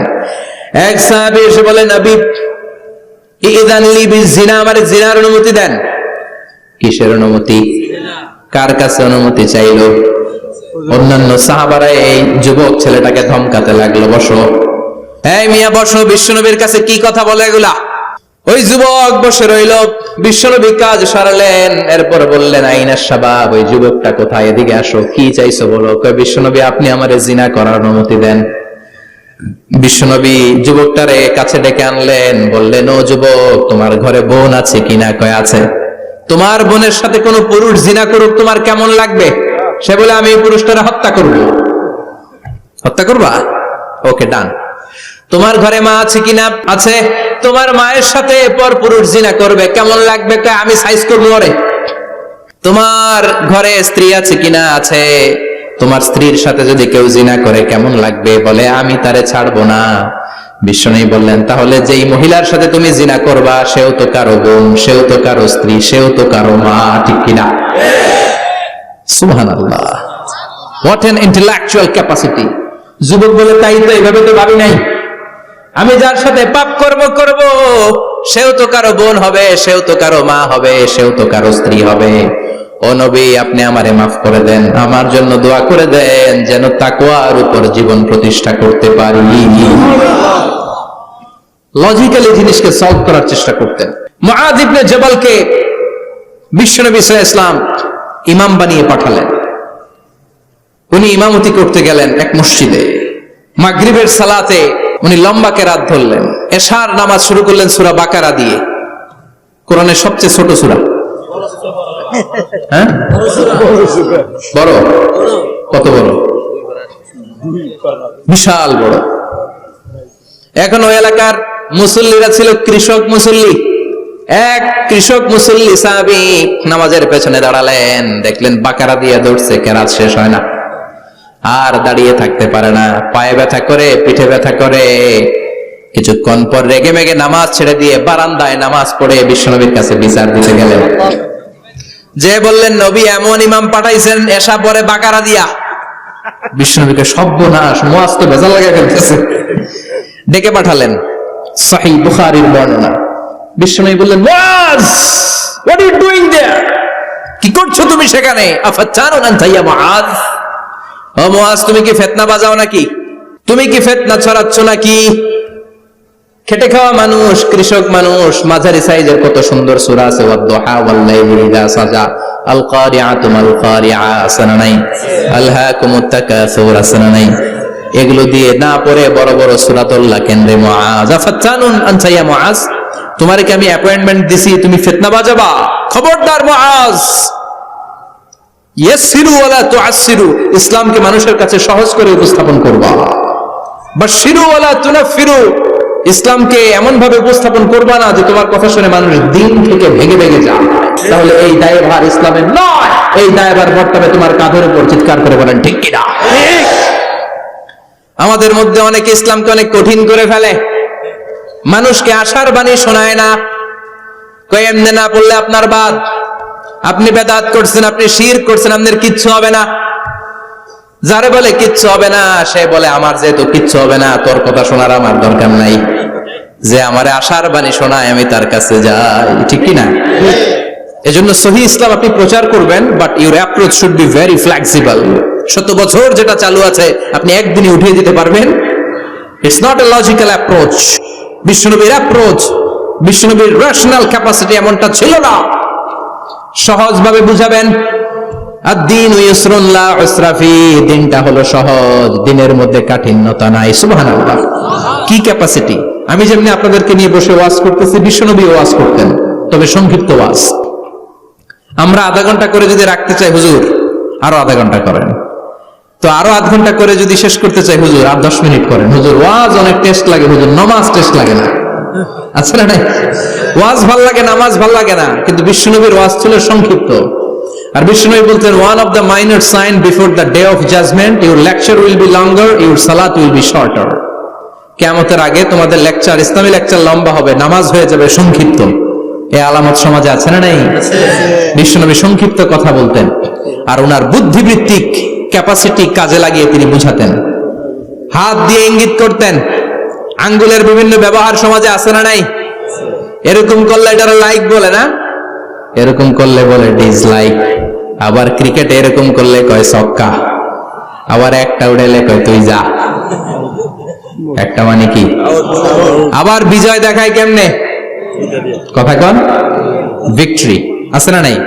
বিশ্বনবীও এটাকে মডার্ন টিচিং মেথোডোলজি বলে। আধুনিক শিক্ষা পদ্ধতিতে এখন দেখবেন যে আগে ব্ল্যাক বোর্ডে লিখতো, এখন হোয়াইট বোর্ডে লিখে মার্কার দিয়ে। আগে বই থেকে বুঝাতো, এখন ভিজুয়ালাইজ করে। ভিডিও দেখিয়ে শেখানো হয়, ঠিক কি না? বিষ্ণুনবী এটা করতেন। বিষ্ণুনবী একবার কিয়ামতের ওয়াজ করছেন, দুইটা আঙ্গুলকে এরকম করে বললেন, আনা বুইসতু আনা ওয়াসসাআতু কাহাতাইন, এই দুইটা আঙ্গুল যেমনি কাছাকাছি, আমি এবং কিয়ামত এরকম কাছাকাছি নাজিল হয়েছি। আমি এবং কিয়ামত এরকম কাছাকাছি। বুইসতু আনা ওয়াসসাআতু কাহাতাইন। আবার বলতেন, আনা ওয়া কাফিলুল ইয়াতীমি কাহাতাইন, আমি এবং ইয়তীমের রক্ষণাবেক্ষণকারী এই দুইজন জান্নাতের এরকম কাছাকাছি থাকবো। সুবহানাল্লাহ। এরকম আঙ্গুল দিয়ে বিশ্বনবী বোঝাতে চাইতেন। আবার মাটির মধ্যে খেজুর গাছের ডালা দিয়ে লম্বা একটা দাগ টানলেন, ডানে বায়ে অনেকগুলো দাগ টানলেন। সাহাবারা বললেন, এটা কি? বিশ্বনবী বললেন, এই যে দাগটা দেখলা, এই দাগটার নাম হলো সিরাতুল মুস্তাকিম। চিল্লায় বলেন, এই দাগটার নাম কি? সিরাতুল মুস্তাকিম। আর ডানে বায়ে ছোট ছোট যে দাগগুলো দিলাম, এগুলো হলো সুবুলুশ শায়তান, শয়তানের রাস্তা। সিরাতুল মুস্তাকিমে উঠলে শয়তানের রাস্তা থেকে অনেক হাতছানি আছে না নাই? ডানে বায়ে তাকানো যাবে না। সিরাতুল মুস্তাকিমে যে তুমি উঠেছো, চলতে থাকে বা চলা শুরু হলো দুনিয়াতে, শেষ হয়ে যাবে জান্নাতে। সুবহানাল্লাহ। বিষ্ণুনবী মাঝে মাঝে বোঝানোর জন্য প্রশ্ন করতেন, কারণ প্রশ্ন ছুড়ে দিলে মানুষের মধ্যে জানার আগ্রহ বাড়ে না কমে? কথা বলেন। আমি যদি একটা প্রশ্ন করি আর বললাম উত্তর দেন, কেউ পারতেছেন, একটু ঠেকা ঠেকা ভাব, ঠেকে যাচ্ছেন, তখন হুট করে উত্তরটা বললে এটা জীবনে ভুলবেন না, বলবেন? কারণ ওই যে ঠেকছেন, শিখছে কোথায়? ঠেকছি যেথায়, ঠিক কি না? বিশ্বনবী প্রশ্ন করতেন। বিশ্বনবীর এই প্রশ্নটা বলে শেষ করছি। বিশ্বনবী সাহাবাদের মাঝখানে ওয়াজ করতেছেন আর বলতেছেন, ইন্না মিনাশ শাজারি শাজারা লা ইয়াসকুতু ওয়ারাকুহা মাসালুহু কামাসালিল মুসলিম। বললেন, আমাদের এই ভূখণ্ডে এমন একটা গাছ আছে, যে গাছের পাতা ঝরে না, এই গাছের দৃষ্টান্ত মুমিনের দৃষ্টান্তের মতো। বলো তো গাছটা কি? কে জানো? কেউ কথা কয় না। কি গাছ? কি গাছ? কেউ কথা কয় না, কেউ বলতে পারে না। কেউ বলে শাজারাতুল বাওয়াদি, ওই ক্যাকটাস গাছ, পাহাড়ি গাছ, ওই গাছ, সেই গাছ, কেউ বলতে পারে নাই। বিষ্ণু বললেন, কেউ পারো নাই? সঠিকটা শুনে নাও, ইন্নাহা নাখলা, এটা খেজুর গাছ। সুবহানাল্লাহ পড়েন। সাহাবীরা ভাবছে এটা তো ঘরের পাশে আছে, এটা মনে কয় নাই। সব ঘরের চিপায় আরব দেশে খেজুর গাছ, সাহাবারা ভাবছে এটা তো ঘরের গাছ, এটা মনে হয় জিজ্ঞেস করে না, এজন্য দূরে দূরে চিন্তা করছে। কোন সুবহানাল্লাহ। সব সাহাবীরা বাড়িতে ফিরে গেলেন। ওমরে ফারুক, ওনার ছেলে আব্দুল্লাহ ইবনে ওমরও গেল। আব্দুল্লাহ বলে, আব্বা, বিষ্ণুনবী যে জিজ্ঞেস করেছিল, বলো তো কোন গাছের পাতা ঝরে না, যে গাছের দৃষ্টান্ত মুমিনের দৃষ্টান্তের মতো? আপনারা কেউ পারেন নাই, আমি কিন্তু জানতাম এটা খেজুর গাছ। ওমরে ফারুক বললেন, বেটা কইলি না কেন? কইতে পারলে নবীর সামনে আমার কলিজাটা এত বড় হয়ে যেত। সুবহানাল্লাহ। আমার কলিজার টুকরা ছেলে পেড়েছে, কেউ পারে নাই। আব্দুল্লাহ বলে, বাপ চাচা আপনারা কেউ পারেন না, আমি কই কেমনে? শরম লাগছে, শরম। সুবহানাল্লাহ কইবেন না? QA session, questioning answering session করে বিশ্বনবী সাহাবাদেরকে শিখাতে চাইতেন। এজন্য এ নবী এমন নবী যে নবীর পুরো জীবনের প্রতিটি ইঞ্চি ইঞ্চি জায়গাতে আমাদের জন্য শিক্ষা আছে না নাই? এই শিক্ষাগুলো গ্রহণ করতে রাজি আছেন তো? যা শুনলাম আমল করতে রাজি আছেন তো? বিশ্বনবীর জীবনী গ্রন্থ বেশি বেশি স্টাডি করতে রাজি আছেন ইনশাআল্লাহ? দু চারজন কইছে খালি, সবাই রাজি আছেন তো ইনশাআল্লাহ? যাদের ঘরে বিশ্বনবীর কোনো জীবনী নাই, বাংলা অনেক জীবনী গ্রন্থ পাওয়া যায়। বিশ্বনবীর জীবনী হচ্ছে আমাদের জন্য মডেল, ঠিক কি না? এবং এই মডেল অনুযায়ী যদি আমাদের জীবনকে আমরা সাজাতে পারি, জান্নাতের দুয়ারগুলো আমাদের জন্য খোলা রাখবে কে? আল্লাহ। আল্লাহ আমাদের সবাইকে কথাগুলো বোঝার ও আমল করার তৌফিক দান করুক। আমরা পড়ি আমিন। আমিন। যতগুলো কথা বলেছি কোরআন সুন্নাহর আলোকে বলেছি, বানিয়ে কিছু বলি নাই। তারপরেও আমার মনের অজান্তে কোনো মিস ইনফরমেশন যদি আমার মুখ ফসকে বেরিয়ে যায়, সেগুলো যেন আল্লাহ তাআলা আপনাদের স্মৃতিপট থেকে মুছে দেয়। আমরা পড়ি আমিন। সত্য, সুন্দর, কল্যাণকর, হকের পক্ষে যা বললাম তার সবটুকু আল্লাহ তাআলা প্রথমে আমাকে এবং আপনাদের সবাইকে আমলের তৌফিক দান করে। আমরা পড়ি আমিন। আপনারা সবাই ভালো থাকবেন, সুস্থ থাকবেন, সুন্দর থাকবেন, কোরআনের সাথে থাকবেন। সুবহানাকাল্লাহুম্মা বিহামদিকা আশহাদু আল্লা ইলাহা ইল্লা আনতা আস্তাগফিরুকা ওয়া আতুবু ইলাইক। ইয়া রাব্বি লাকাল হামদু কামা ইয়ানবাগি লিজালালি ওয়াজহিকা ওয়া আযীমি সুলতানিক। লাকাল হামদু বিল ঈমান, লাকাল হামদু বিল কুরআন, লাকাল হামদু বিল ইহসান। রাব্বানা যালামনা আনফুসানা ওয়া ইল্লাম তাগফির লানা ওয়াতারহামনা লানাকুনান্না মিনাল খাসিরিন। রব্বুল আলামিন গভীর রাত বিশ্ব নবীর জীবনী থেকে চমৎকার কিছু কথা শুনে আমরা তোমার দরবারে দুটি হাত পেতে দিলাম। আমাদের হাত দুইখানা তুমি কবুল আর মঞ্জুর করে দাও। আমরা সবাই গুনাহগার, গুনাহমদের বেশুমার, এমন কোন গুনাহ নাই আমরা করি নাই। রব্বুল আলামিন তোমার কাছে ক্ষমা চাই, আমাদের সবাইকে তুমি মাফ করে দাও। আব্বা আম্মা, দাদা দাদি, নানা নানি, চাচা চাচি, খালা খালু, মামা মামি, পাড়া প্রতিবেশী, দেশি কেশি সবাইকে মাফ করে দাও। আমাদের যত আত্মীয় স্বজন কবরের বাসিন্দা, প্রত্যেকের কবর গুলোর জান্নাতের বাগান বানিয়ে দাও রব্বুল আলামিন। আজকের এই কোম্পানিগঞ্জের বাজারের মধ্যে আমার শ্রমিক ভাইয়েরা সারাটা দিন খাটাখাটুনি করে তোমার এই কোরআনের বাগানটারে সফল করেছে। আল্লাহ, টাকা দিয়ে, পয়সা দিয়ে, বুদ্ধি দিয়ে, পরামর্শ দিয়ে যারা আজকে এই কোরআনের বাগানকে সফল করলো, কিয়ামতের দিন কঠিন মুসিবতের কালে আজকের এই মাহফিলটারে তুমি আমাদের নাজাতের ওসিলা বানিয়ে দাও। এলাকার প্রতিটা ফ্যামিলিকে তুমি জান্নাতি ফ্যামিলি হিসেবে কবুল করে নাও। আমাদের ছেলে মেয়েগুলোর তুমি মানুষের মতো মানুষ বানাও। আমাদের সংসারের সুখ শান্তি তুমি বাড়িয়ে দাও। 5 ওয়াক্ত সালাত যেন জামাতের সাথে আদায় করতে পারি তৌফিক দাও। প্রতিদিন কোরআন যেন অধ্যয়ন করতে পারি তৌফিক দাও। বিশ্ব নবীর জীবনী গ্রন্থ পড়ে পড়ে জীবনটা যেন আলোকিত করতে পারি তৌফিক দাও। আমার দেশের উপর তুমি তোমার খাস রহমত নাজিল করো আল্লাহ। তোমার স্পেশাল রহমতের চাদর দিয়ে আমার বাংলার জমিনের 56,000 বর্গ মাইলকে তুমি ঢেকে দাও। সামনে আমাদের জাতীয় নির্বাচন, দাঙ্গা হাঙ্গামা, মারামারি, অস্থিরতা থেকে আমার দেশটারে হেফাজত করো আল্লাহ। এমন নেতা নেত্রী তুমি আমাদের জন্য নির্ধারণ করে দাও যাদের হাতে ইসলাম নিরাপদ, কোরআন নিরাপদ।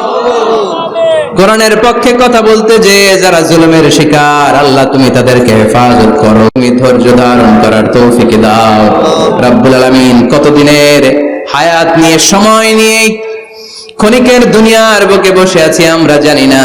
যতদিন বাঁচবো তোমার গোলামের মতো বাঁচার তৌফিক দাও রব্বুল আলামিন। যতদিন বাঁচবো হকের পক্ষে কথা বলার তৌফিক দাও।